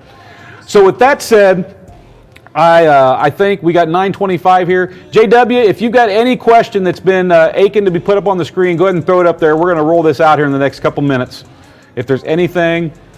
Happy holidays. Roach tacos, A20. Yeah, you're right. Some Roach coaches have some fantastic tacos. I love a great street taco. And there are a couple places here in Stillwater that have great street tacos. One of them is a Roach Coach. I don't mean that in a bad way. That's what everyone calls them. And another one's a little place called Cafe Mona here in town. They have, it's the real deal Mexican street taco. They're fantastic. Carlos Portillo. Hey, Carlos, I've seen you on the feed before. Can we get a happy birthday to Steve and a Merry Christmas to Kicker? Well, this is what I'll say, Carlos. Thank you for even thinking about that. We certainly appreciate it. Happy birthday to Steve. We've all said to him today, if you want to wish Steve a happy birthday, please throw it in the feed. And again, Merry Christmas to everyone tuned into the feed. However you celebrate this holiday, please do it. We want you to enjoy family, enjoy friends. If you're not doing that, I don't know what else we're doing here. Deviant for Light, live chat next week. The chat will be live next week. Yeah, so when the video set up as a premiere. Correct. Okay. So it's live chat? It'll be set up so live chat will be available. So again, what I might do is I won't be here, but I might join the live chat from home or my phone wherever I'm at. I might pop into the live chat feed with you guys. So I won't be live on the screen, but it'll be kind of funny. I'm on the screen and I can answer a chat. But yeah, live chat will be in full effect, Deviant. So tune in for that. It's going to be worth tuning in. Trust me. The end of this is epic. Steven Spielberg couldn't do what Ernie pulled off today. It's pretty phenomenal. It's I hope you're overselling it. You're underselling it. Merry Christmas, Happy New Year. Merry Christmas, Happy New Year to you too. There's lots of people throwing that in the feed, man. Thanks for all you do. Hey, we got to throw this one up. This is your boy. My boy. Your boy. Big D, what's going on, man? Merry Christmas all. Thanks for all you do for the community, for having HiFi on tonight. Man, You don't have to thank us for having HiFi on. I'll have this guy on anytime. Hey, I'm official co-host. You guys kind of have taken that role, haven't you? It's, the thing for me is I love having any of you guys come on the show. I truly do. What I try not to do is overstay my welcome. I don't want to keep asking on so much that it takes away from your family life, takes away from your personal life, and this, you do your own stuff. Yeah. So but yeah. You're entirely welcome, Derek. Thank you. We appreciate it all. Bobby, that's absolutely what I will do. I've actually got those in the fridge, getting cold. They're cold now, but you're kind of thinking what I was thinking. I was thinking either Christmas Eve night or New Year's Eve is when I'm going to crack open that 805, and I will absolutely try it. I'll take some steps. If the weather's got to right, be a social media post then. it will. Maybe I'll have to do it on my personal social media post. But hopefully the weather will be just right, and I can go out by the fire pit. I got a pretty big natural gas fire pit with a log. I mean, it looks like it's really a nice looking fire pit. The only thing I miss is it doesn't smell. I love that smell of burning wood. But yeah, I think that 805 and me have a date around the fire pit. And if I don't have anything else before the 805, maybe I'll be qualified to actually do a small stream on there. What did I miss? Man, Ganesh. The whole show. You missed the whole show, but it's going to be in the feed. Go check it out. It's in our YouTube feed. As soon as the show ends, you can go back and rewatch the whole thing. It's a good show. Having Robert on, talking about it. He's your boy. And it was a good time. Tamales, I love tamales. Bearded Capricorn, happy birthday, Steve. Scotch and eggnog for the win. Yeah, I've been down that path before. Happy birthday, Uncle Steve. Merry Christmas. Here we go. Family fruit. Whoa. That wasn't what I wanted to click. Let me grab that get out jail free card real quick. Here's. Oh, happy birthday, Steve. I'm so sorry. Here's what I'm going to say. Here. This just happened. So sometimes when you're here looking at the feed and it's going by, you get your mouse on a comment you want to go, and then when you click, another comment pops up and takes its place. So the one you wanted to show already went by, and then the one you didn't It's only problems that we know. You don't know if you don't deal with StreamYard, but yeah. So I think 25 is right. Hashtag fired. So I'm sitting here and that happens. So this is funny. So I'm sitting there and that happens, and this runs through my mind. I have an immediate Ferris Bueller moment right there, and I picture him when he comes out the screen and goes, life moves fast. You got to stop and enjoy it. So, the comments move fast. Right. You got to get on them quick. So I had a Ferris Bueller moment right then and there. So everyone here, the comments keep rolling in. Giving the finger out. Yeah, that's it. Yes, exactly. That's what happened. Nice. RGA gets Kip fired. I have one get out of jail free card. If I have to use it on Monday morning, I will use it on Monday morning. Well, actually, it won't be Monday morning. It'll be Monday morning would be the 3rd. Well, maybe Steve's enjoying dinner with somebody and he doesn't. Yeah. Maybe he doesn't see it this time. I'm hoping that's the case right there. But Kevin's definitely going to see it. Oh, man. Oh, gosh. He's probably seeing it right now. It's my fault. I'll take the hit. Dear Lord, praise me for what I didn't do and prevent me from doing what I did again. So with that said, we've ran a little bit long tonight, but I think it's okay when we got someone like this in the studio. I always enjoy doing that. Man, a lot of you have stayed into the show, even after we gave away the prizes. And man, that makes me feel good. It lets me know that you guys really do enjoy what we're doing here and things. But again, on your way out, if you can, smash that thumbs up, hit that subscribe button. It really means a lot to us here on the show. It gives us a lot of pull. The little team here that puts this show together, it gives us a lot of pull to get things to happen on this show. Love the ideas. Keep them coming. As always, social@kicker.com. Robert, anything you want to say before we bow out for the night? See y'all tomorrow. I'm ready for B-dubs. Oh, that's right. Yes. For those of you who don't know, when the show's over, B-dubs is what happens. And since he's a guest tonight, we're going to B-dubs tonight. We're going to have a little B-dubs, little party time. So as always, thank you for being here. Thank you for giving away the prizes for our grand prize winners. That was fantastic. Honored to have you in the show. Thanks for having me. I'm honored. I try to think up something to make you cry, but I didn't have enough time to think on the drive. I was listening to podcasts. Ernie got me today. Oh, okay. Watch the video next Tuesday if that's what you want to see. As always, I'm Kip Litz, the Associate Marketing Director here at Stillwater Designs and Audio. Or as all of you know us, it's Kicker. It's my pleasure to be the host in front of the camera to try to keep the ship on cruise and keep it from hitting the big iceberg, like the one that I think I'll have to talk about at some point here in the future.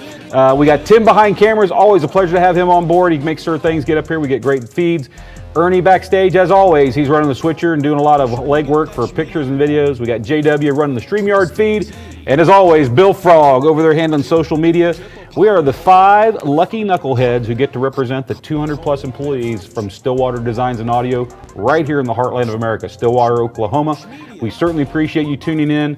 We will not see you until after all of the holidays, so we want to certainly wish you a Merry Christmas, Happy New Year, enjoy it with friends and family. Until then, enjoy, be safe, enjoy the time with family and friends, because that's what matters and that's what's important. I'm out, he's out, we're all out. We will see you on January 4th. Anything to add, Ernie? B-dubs! Merry Christmas. We love you. All of you. Good night, everyone. Even you, RJ, after Kip's fired. Tuesday. Even after I'm fired. Love me more then.